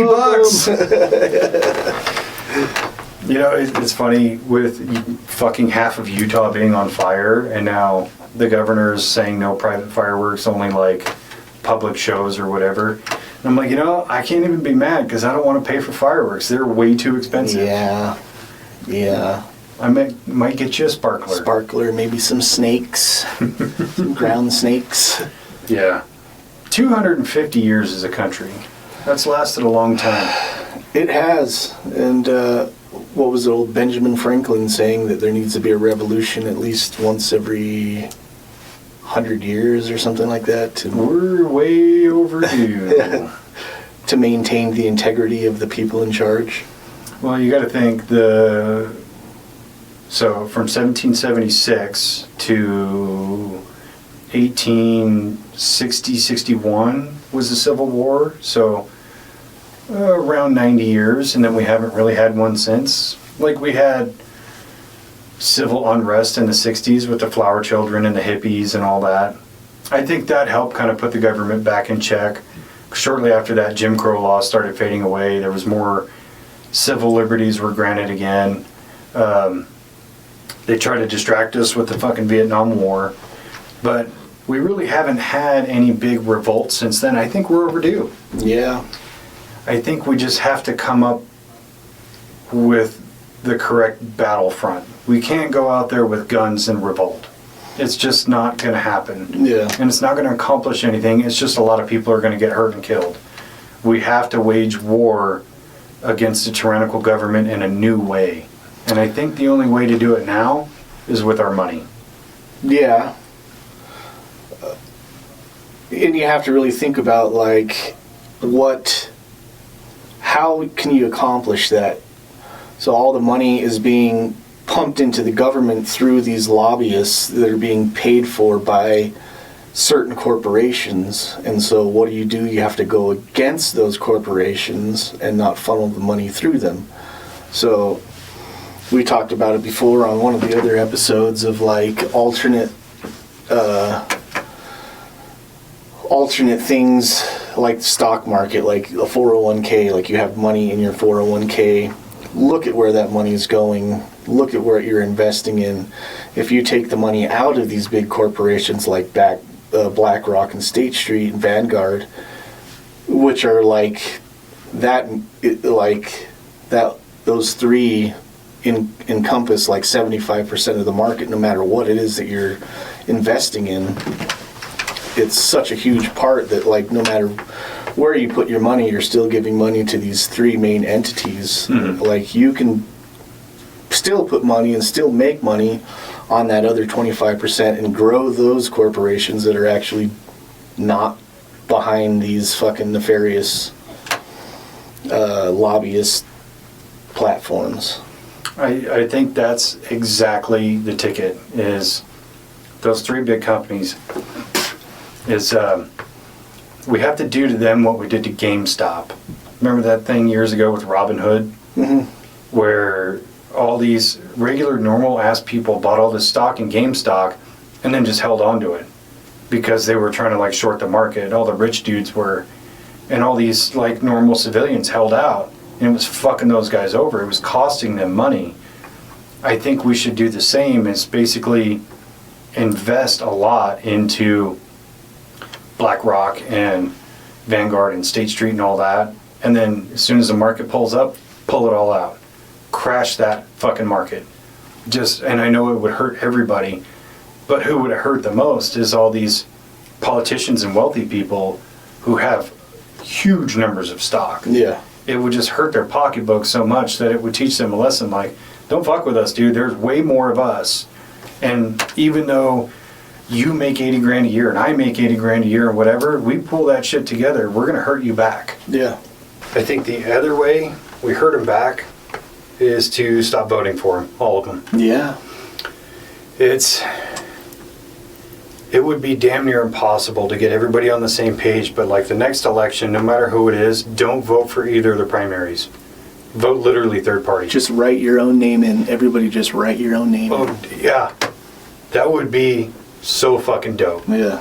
If it was like we go to the polls and it's like, oh, the Republican candidate got 0% of the votes. The Democrat candidate got 0% of the votes. All the votes got distributed evenly across individuals. Yeah. It's like, who's going to be the president? This person got voted for twice. I guess they win.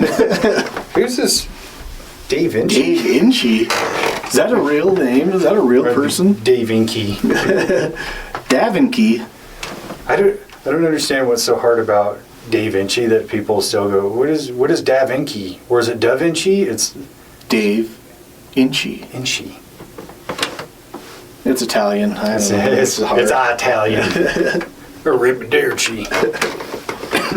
And, and if people stop buying into the dissidence of red versus blue, left versus right, conservative versus liberal, like, if we just stop with that and just look at the candidate, and instead of going, well, I don't like him as a person, but I agree with like 3 of his points, then don't fucking vote for him. Yeah. Vote for who you genuinely think will do the best job. And if you think that's you, do it. Yeah. And I've told people I voted for myself in the last election. They're like, you wasted your vote. No, the fuck I didn't. Yeah. I don't care. I could be president. You could be president. I'd vote for you. I'd vote for you. See? Just vote for each other. Yeah. Because I honestly think that you do a better job than most of the candidates that are even available on any ballot. Definitely better than Joe Because you actually think about shit instead of just like willy-nilly. Biden. Well, that, and I have lived my entire life without being wealthy. My entire life. Nothing would change for me financially. I would make more money, but I would be happy with $175 a year or whatever they make. Yeah. I think they make $200-something thousand a year. I could live very comfortably with that. Yeah. Plus, I got to live in the White House. I don't have to pay rent or a mortgage. I mean, so... Yeah, they have personal chefs. I think they actually have to pay for their own food. But still, They go grocery shopping, like the president goes grocery shopping. you just got like... See him walking through Walmart with the fucking grocery list and shit. There's like, they just empty out the whole building. There's only one cashier that's been vetted. Like, I don't know. For me, it wouldn't change. People would offer me lucrative amounts of money. Like, I don't want that. Yeah. I don't want money that I didn't earn. I don't want you to give me money to do something I don't want to do. My integrity is not for sale. Yeah. Which is why I could never be president, because I can't be bought. Yeah, plus you would divulge all the secrets of the aliens and who really killed Kennedy and... Fucking A, I would. Yeah, I'm like, yo, this is crazy, dude. Look what I just found. I'm just like doing a live on Facebook or something. Yeah. Like, yo, I'm in the Library of Congress. Check this shit out. Check this shit out. There's an alien body. Ah! I'm like, yo, do you remember National Treasure 2 when he had to get the President's Book of Secrets? It's actually fucking here. It's right here. Let's get some secrets. Just hold on, let me mount this on a tripod. Oh shit! We're gonna go page by page, gang. This is so tight. Listen here, chat. I'm the only president with a podcast. First. You mean first president with... Yeah. Because after that, they'll all have them. It only takes one trendsetter, you know? Yeah. None of them are going to have a name as cool as this one, though. I don't think so. It'd be like fucking... I can't even think of a cool name for Biden. What was his podcast be called? The Walking Corpse. Yeah, The Walking Dead. Sorry, already a title. Sorry. He's just over there like on a marionette. He's like, I used to be president. Yeah, in the Epstein files, they allege he's been dead for fucking years. Really? Like he died during, while running for president, and they just put a body double in place. Really? Mm-hmm. Some of the alleged evidence is actually pretty compelling. And that's something that, like, we as Americans should have the right to do, is just do your own, like, research, come up with your own ideas. Some of us do it. Mm-hmm. Some of us claim not to have the time, but then speak on it anyways, like... I got that reference. Don't you know, my wife learns about this shit on Twitter and then tells me about it, so I'm informed. Yeah. Yeah. God, dude. I've seen 2 minutes and 37 seconds of TikToks. I'm pretty much an expert on this. Yeah, I'm pretty sure you're a Nazi. Well, according to my research, can confirm. Jokes, we're not Nazis for the 800th fucking We time. do like to joke that we are Nazis because people have claimed that we are Nazis, and so we just perpetuate that idea because it's hilarious. And then once you take the piss out of it, they can't use it against you anymore. Yeah. It's like, I hate to say this, it's probably going to get me in some trouble, but I couldn't imagine being like in the 80s and being a gay man, or in the 70s, like in the Harvey Milk era, and calling yourself a faggot in front of somebody who would make fun of you, you just disarm that guy. Like, now he can't call you any dirty names. Yeah. Because you're not taking it seriously, so nothing he can say can hurt you. Yeah. So, yeah. Yeah, I do that. I try to do that in any situation that I do something dumb and I know that it's been something dumb and I just call myself a retard, like the Tony the Tiger, you retarded. That's me. I just say it for myself so that I already know that I fucked up. I want you to know that I fucked up. I want you to know that I know that I fucked up. Now what are you going to say about it? Yeah. Like, self-deprecation can get you places. and it's very humbling too. It's the same thing with America as a whole. Like, we know that we're an obese country. Yeah. We know a lot of our habits are unhealthy. We know that access to too much of everything has made us tyrants. We still like the way we live. Yeah. We still like shitty food. And So we love much so drinking. that we hate going to the place that's the most convenient place that we've created for the sake of convenience. that other countries look at as like a holy grail. Yeah. And we take it for granted. And we fucking hate it. We're aware. Self-aware. Here's an American... Well, some of us are, for sure. Oh, yeah. Here's an American question for you, and I've seen this one on the internet. Do you think the English can outdrink us?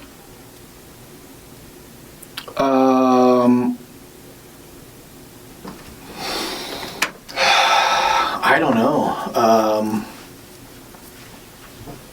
It would depend on the area of the United States you're talking about.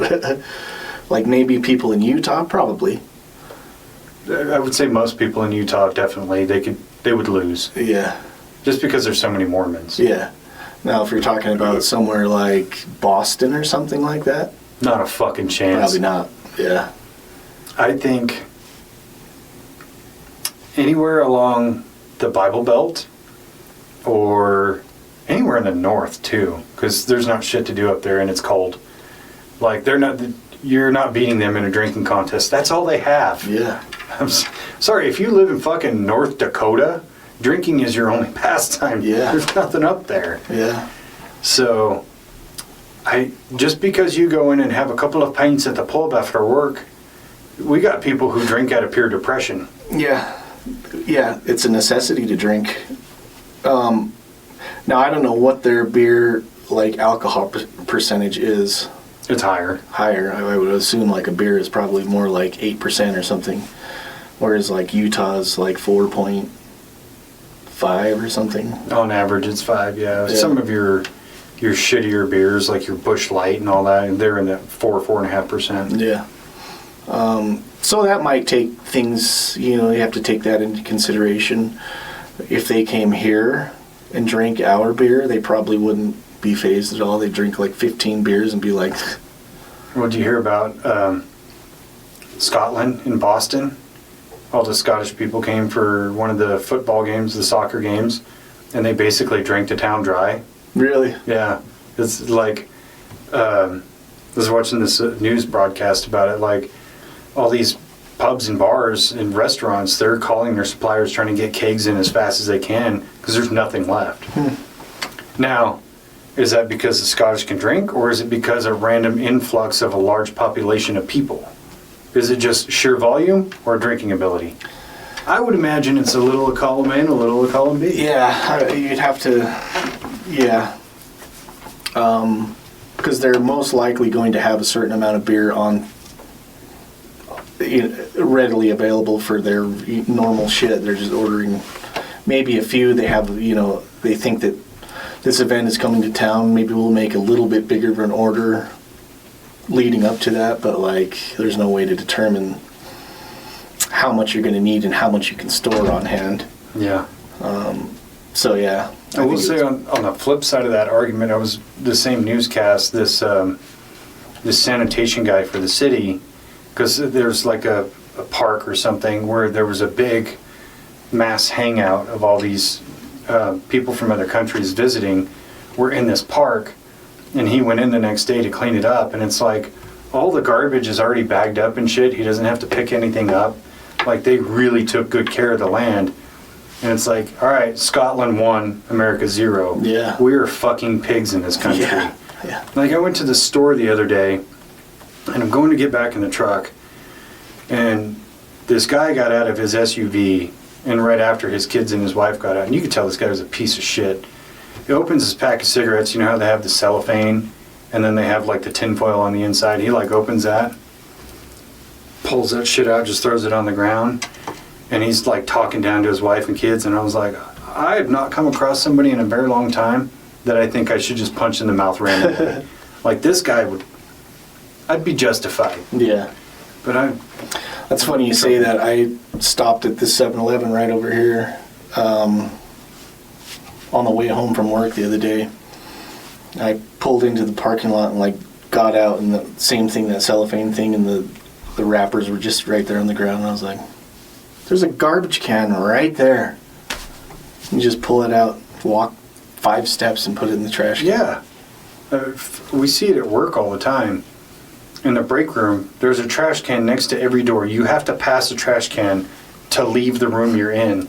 But people just leave their dirty shit laying around with plates and bottles and garbage. Like, what is wrong with us in this country that we can't just clean up after ourselves? You think Just because I bang your mom doesn't make me your dad. I'm not going to throw your shit away from you for you.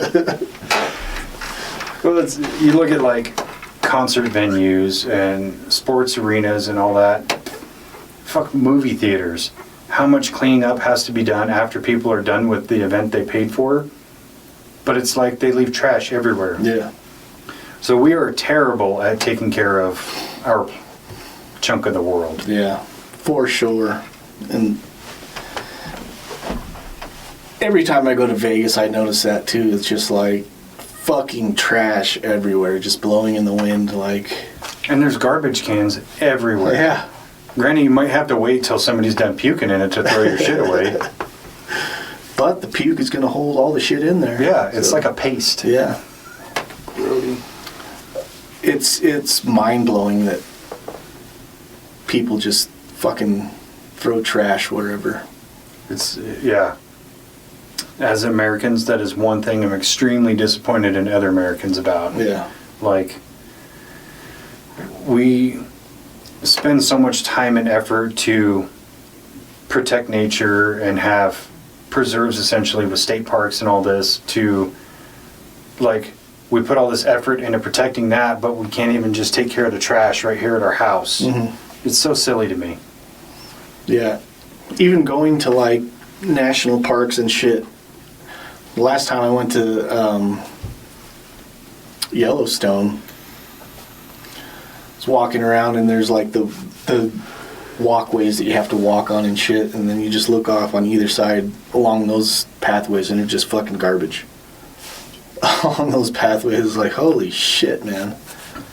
This is like our national fucking parks, and they're just being overrun with assholes throwing litter.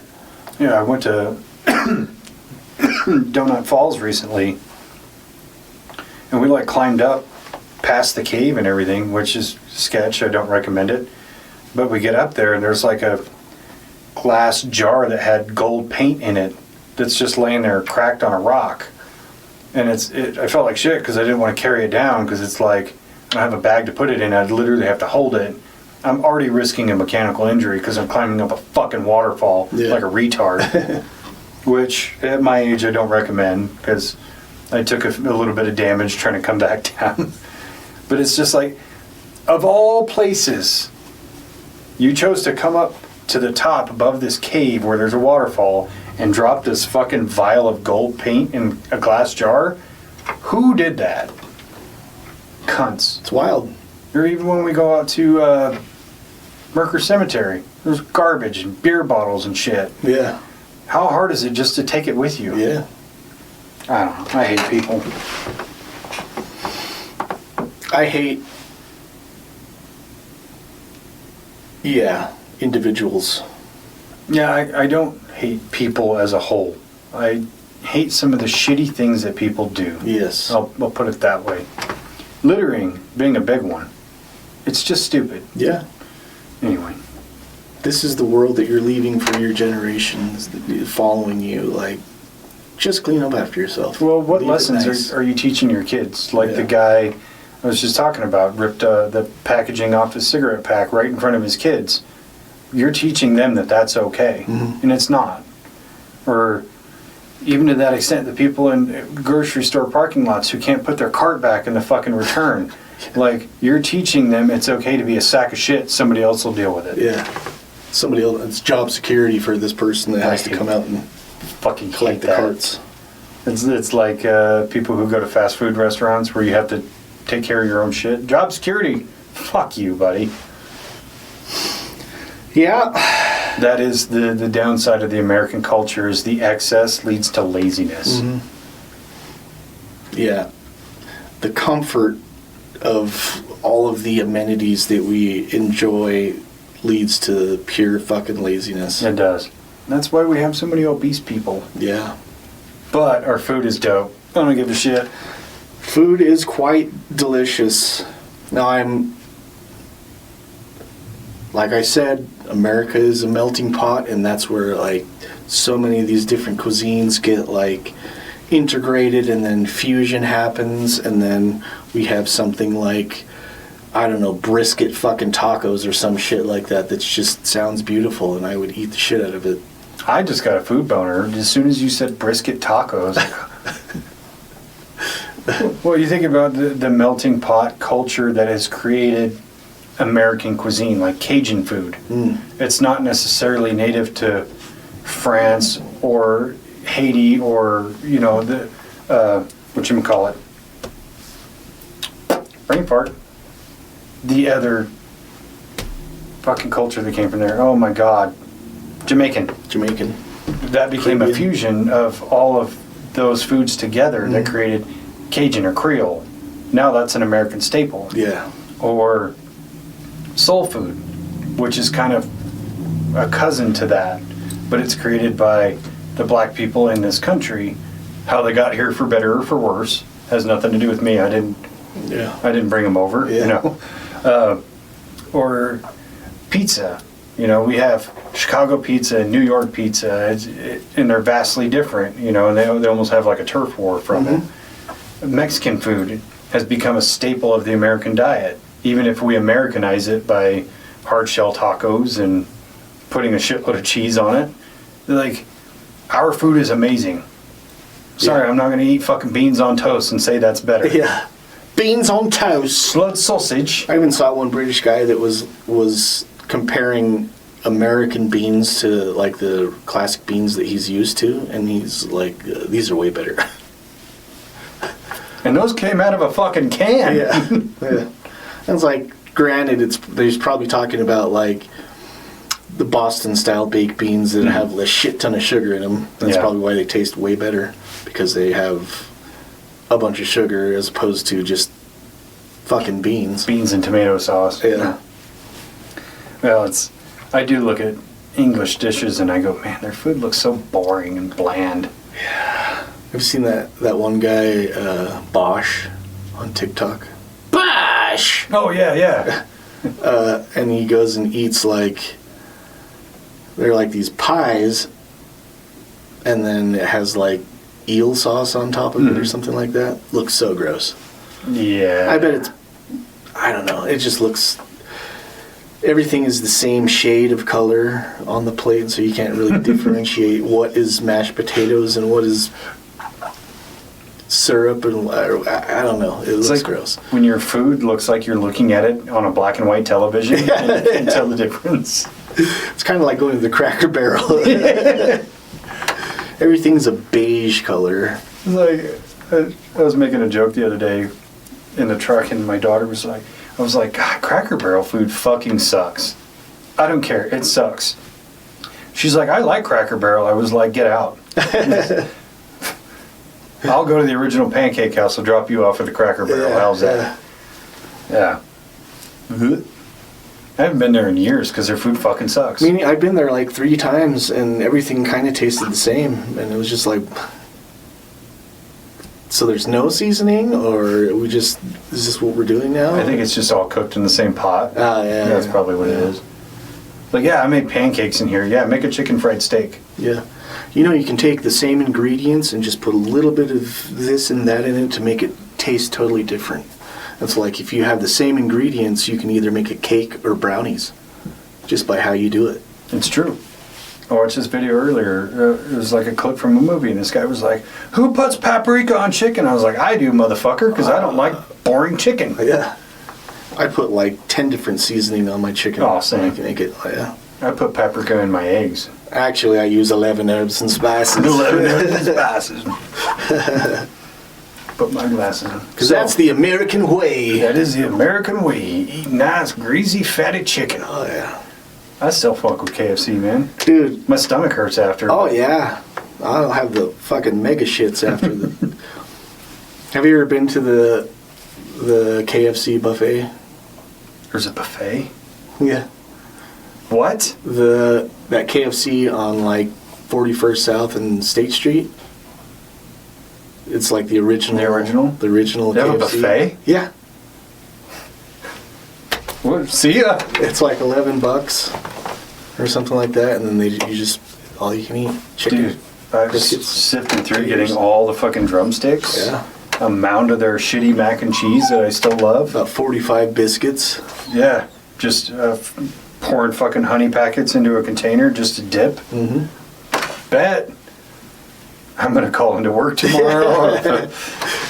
I can't. I'm calling in today hungry. I'm calling in tomorrow sick. Yeah, I've just been laying in the bathtub because I just keep pooping. Just letting the water. Got the drain fully open. Fucking water just trickling. I don't have to waffle stomp it because it's already just liquid. Gross. Anyway, I love being an American. Me too. I couldn't imagine living in another country. I'd love to visit other countries, Yeah. but America is home. Yes. I mean, maybe it is a thing where like a lot of people are trying to get to some other country, but here in America you see all these people wanting to come to America for a reason. Yeah, isn't it strange? It's like these already wealthy celebrities talk about leaving the country because the person they wanted to get elected didn't get elected, and the person they didn't want to get elected got elected. So they talk about leaving. Fuck you still doing here? Yeah. See ya. We've got lines of people from all over the world who want to live here.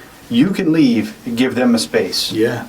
You can even just break up that whole estate that you have, that you live on, into like 15 different apartment complexes where we can fit more people. Your 42-room mansion would house 42 plus immigrants. Yeah. You know, the ones that you care so much about on social media, but not in real life. So, you know, we all have misgivings about our immigration system. There's ways to make it better. There's ways to change legislation to make it Faster? maybe not faster, but more efficient. Yeah.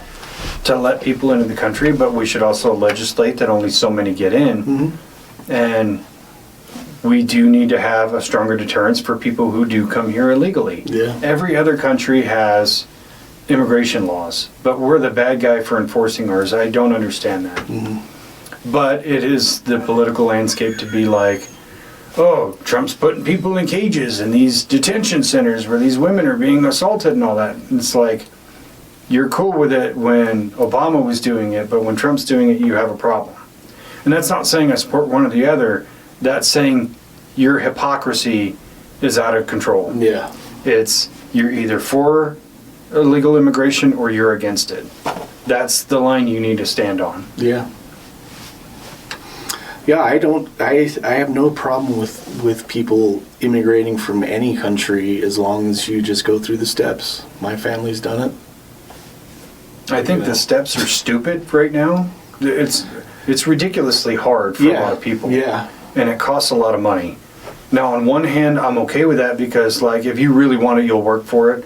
But on the other hand of it, it's like, how many Arnold Schwarzeneggers are we turning down from coming here who would become wealthy and powerful and do amazing things? Mm-hmm. Like, how many people are we losing that would actually come here and create a new cuisine, who are going to add to our cultural value because the system is too difficult?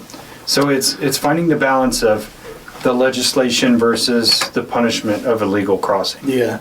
Well, there's even like little on a smaller scale of like you have somebody who has been here in America illegally for maybe 10, 15 years and has worked various odd jobs and is a hard worker and hasn't committed crimes and shit like that.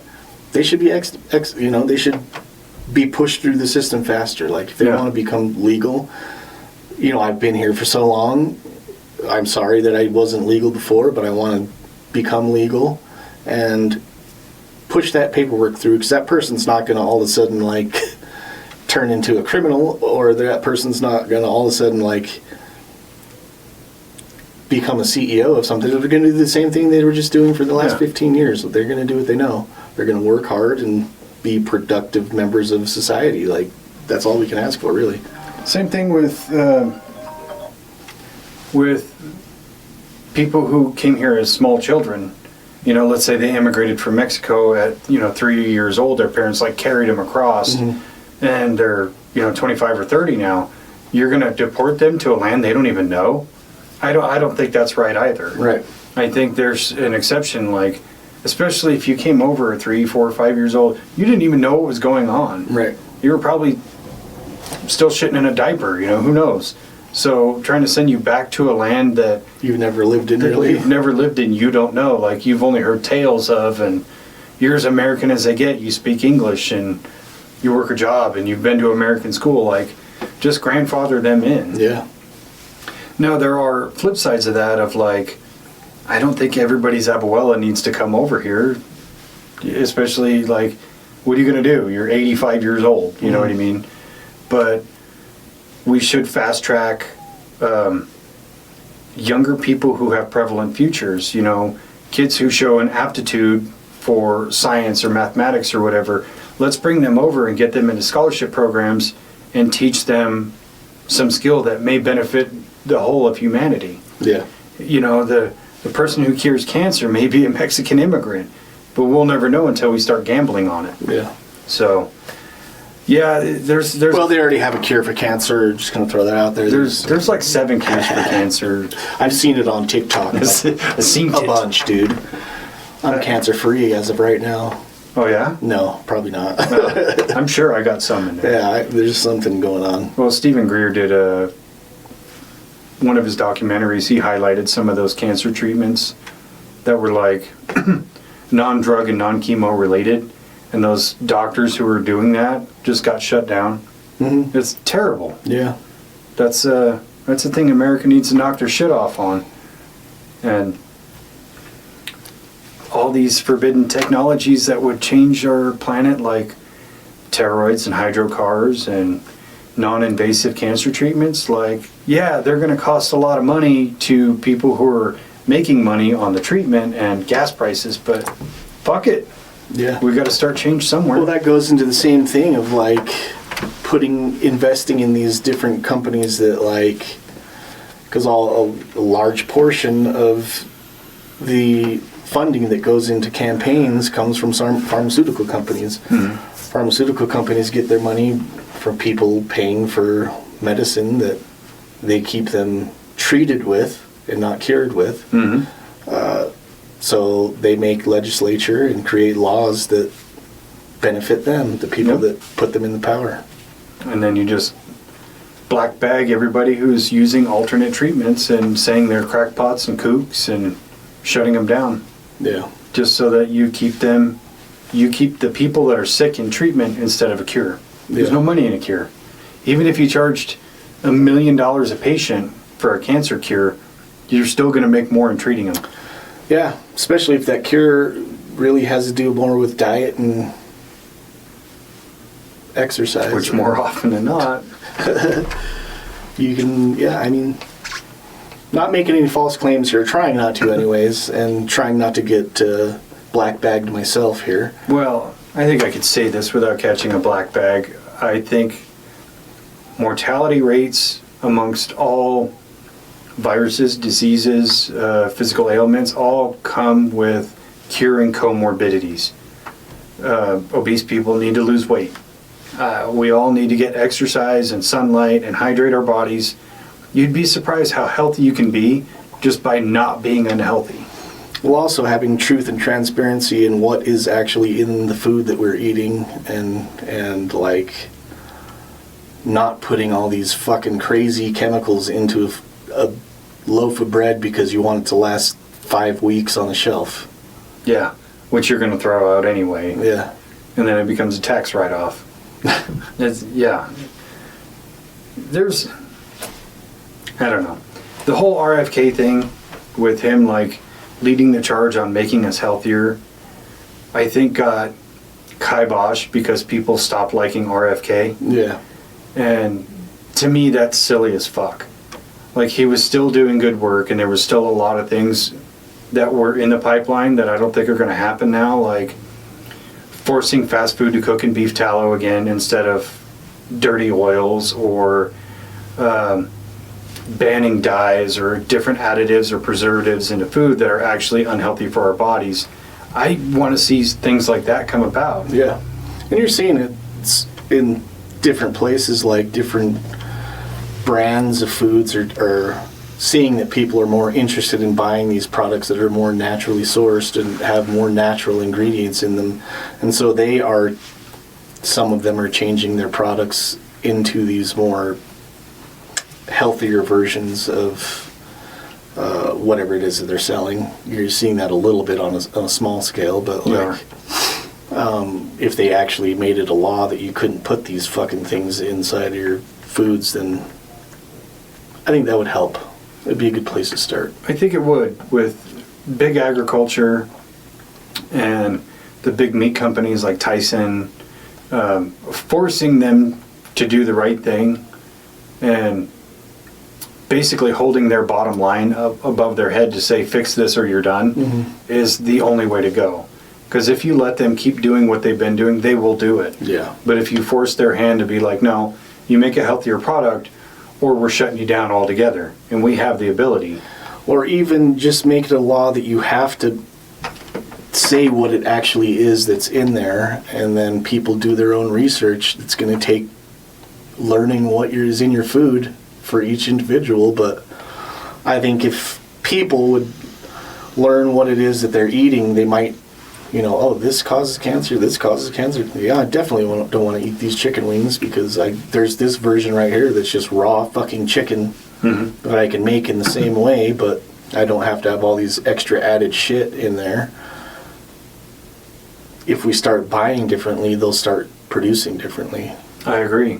It's just hard because the economy is so bad that it costs more to buy small scale. Yeah. Like, it's way more expensive to go get steak from a small butcher than it is to buy it from Walmart. Oh, yeah. And that's the problem. Where if the price of steak skyrocketed at Walmart, but the local butcher was like, I'm going to lower my prices, he's going to have a line out the door. Yeah.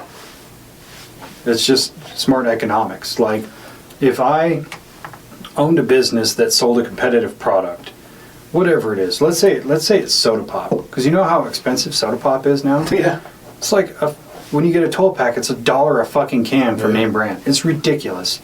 Now, if I was making soda pop, even like the mom and pop store bought brands, I would knock that shit down to like $2.50 a case. I was selling cases like hotcakes. Yeah. Same thing with alternative foods. Well, I shouldn't even call them alternative. Healthier choices of foods like organically processed or sourced. Let's sell that shit cheaper than what the big guys are selling it for, because I'm going to sell a lot more. Yeah. I would rather say I ran out of stock because I sold everything than be like, yeah, I charged a little bit more, but I had to throw a bunch away. Well, it's like these pop-up, you're seeing it now with like, well, I'm seeing it now because I'm a fat fuck that follows these stupid trends like pop-up pizza shops and shit like that like, they're only open one day a week, and it's at this location at between this time and this time, or this time until we sell out. And it's like, okay, they go in there, make a super premium product, and then sell it for a regular fucking price, and they sell out super quick because it's super good. Zero waste. Yeah, zero waste, and they make a killing in that one day, and then they just prep for the next week. Yeah, and you're getting a good non-processed product. You know, like when you buy pizza from a big pizza chain, all their crust is pre-made. They basically throw it all together, throw it in an oven on a conveyor for a minute, and then it's done. And it's shit. Versus if you go to like Slackwater or the Pie, their pizza is fucking bomb because it's handmade with fresh ingredients. Yeah.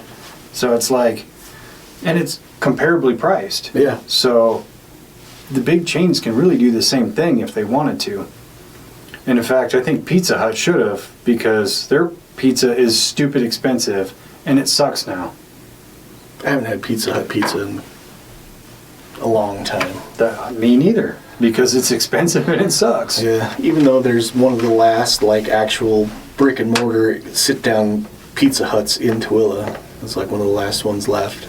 You know, if I ran a franchise like Pizza Hut, I would bring that back in a heartbeat. Yeah. With the red cups and arcade games and the whole 9 yards. You'd get so much more business.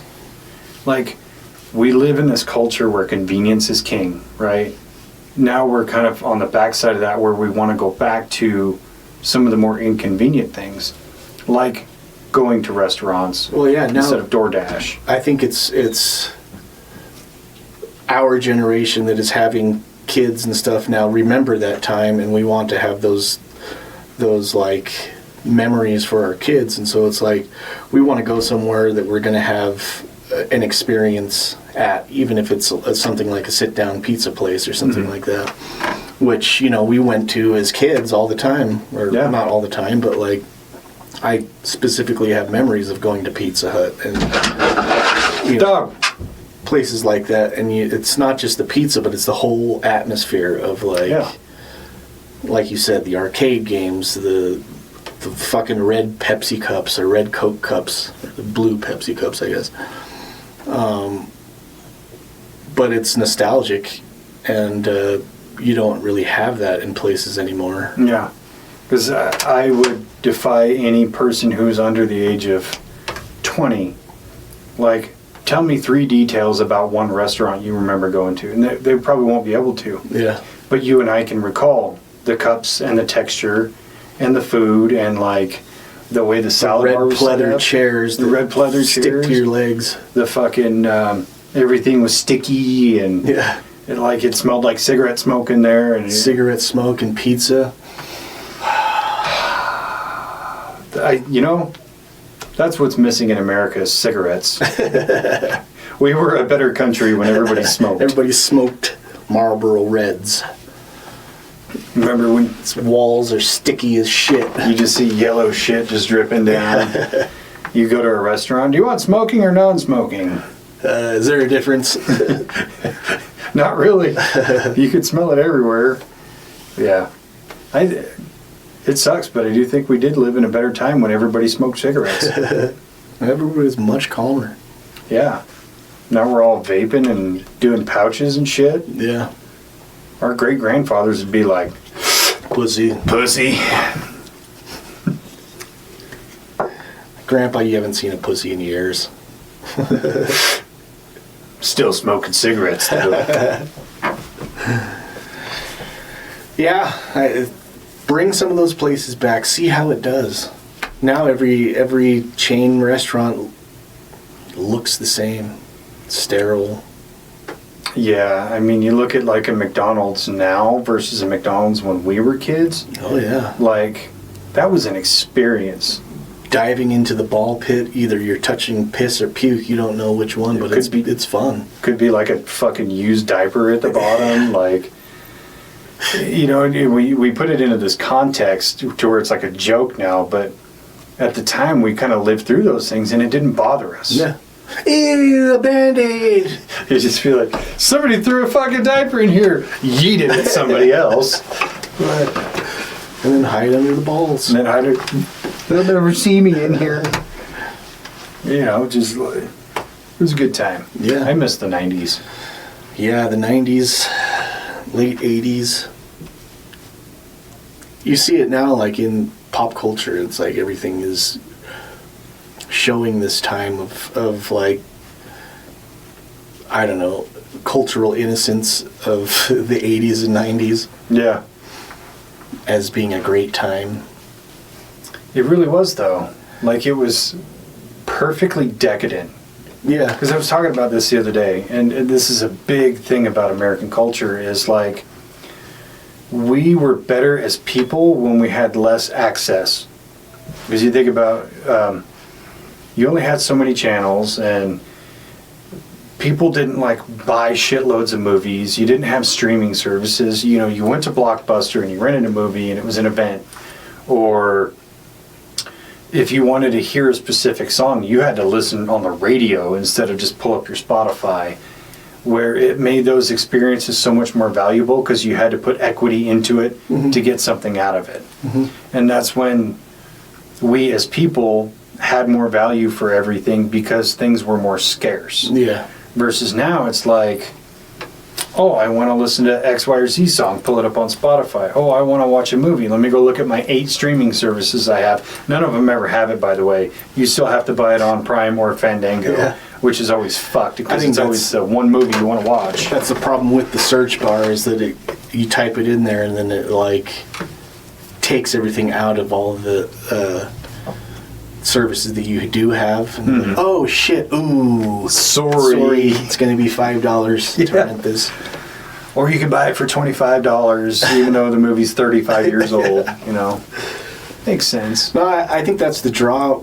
Like, I watch these shows like people that live off grid and shit like that, and they have such an appreciation for everything that they do and have, and I do really think that it's because in that situation you're limited to a few choices, and whichever one it is, like, you have 3 choices of what you're going to eat tonight. Either you're going to eat moose steaks or squirrel dicks or something like that.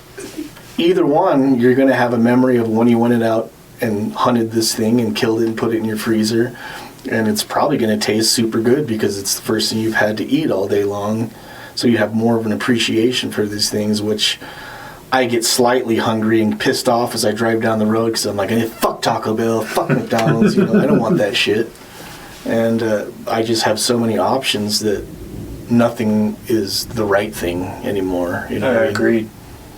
It's like about half the time I put on a movie when I go to sleep, and the other half the time I just turn everything off. But it's like that 20 minutes before I go to sleep, it's just me looking for a movie that tickles my fancy. Yeah. And then it's like I turn it on, and I'm out in 5 minutes anyway. So it was like, what was the point? I spent 20 minutes finding the right movie to fall asleep to. Could have gotten an extra half hour of sleep. Yeah, versus like when I had a fucking shelf full of DVDs, I go, oh, I'm going to put on this movie tonight. And then you have to go get the movie and put it in the player and then wait for it to load and then push play. And then you're out in 5 minutes. Like, there was a little bit more gratitude for things, I think.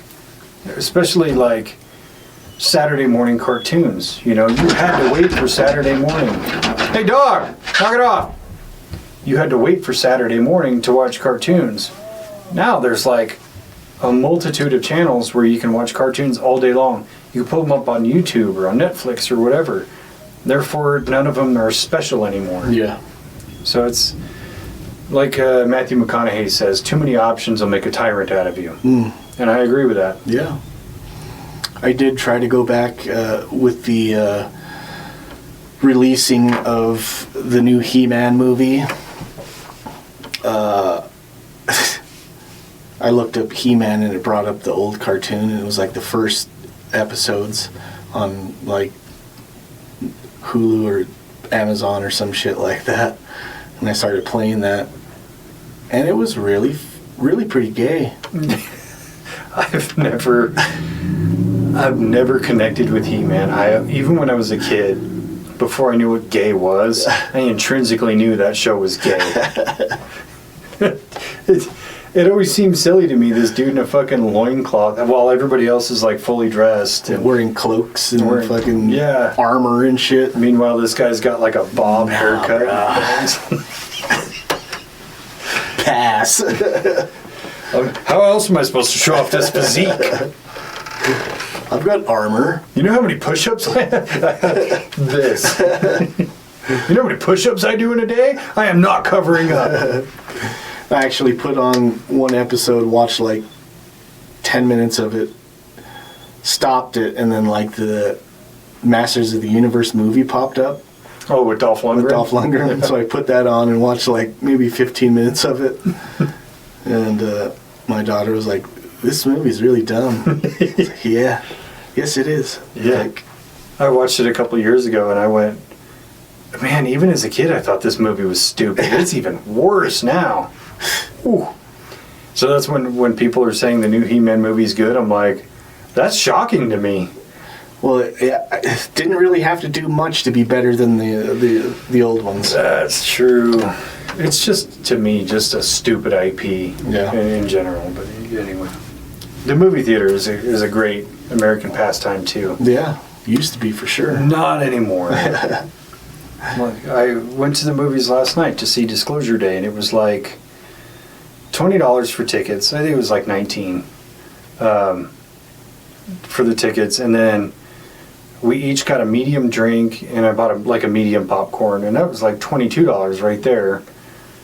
So it was $42 to go see a movie, and I'm not going to touch on the quality of the movie because most movies these days kind of suck anyway. Mm-hmm. But man, you remember like when you were a kid, going to the movies was an event. Yeah. You're like, this Saturday, my dad's taking me to go see fucking Die Hard 3, Mm-hmm. you know, like that was cool. And of course it was still kind of expensive for the time, but it was an event. You look forward to it. Yeah. You had memories of it. In 10 years, I am not going to remember going to see Disclosure Day. I'll remember the movie, but I probably won't remember the event. Yeah. So I think we've kind of lost touch with what a lot of America was. Yeah. Just because we've got too much. We've got access to instant gratification everywhere we turn, and no matter what it is that you want, there's an app for that. There's an app for that, or you can order it. Yeah. So, yeah, we shut everything down. Fuck it, shut them down, you know. No more DoorDash, no more fucking Grubhub. That's why I say if Disclosure came about, whether it's aliens or Epstein, and it crashed the whole system, good. Let's get back to center, and then we'll go from there. Yeah. We have to relearn what work and gratification actually means. Yeah, because if we can't have Uber Eats and shit like that anymore, we're going to be okay. We lived just fine without it before. Yeah. So, I still love my country. I'm still an American. Me too. So, I don't want to go anywhere else. same. I want to visit other places, Yeah. but I want to come back home here. I like to visit, like, Japan, Japan, Australia, Australia, Scotland. Scotland for sure. That's about it. Yeah, pretty much. Yeah. I think we covered it. I think we talked about America in its purest form, the goods and the bads, as moderate people in this day and age where everybody is so polar. I feel like we sit kind of in the middle. Yeah, my overall assessment is I think that America and Americans are good. Want to be good. Could be way better. I agree with that assessment. I don't think we have the amount of evil people that a lot of people want to believe. Just because somebody disagrees with you doesn't make them evil. Right. I think most people at heart are good and have good intentions.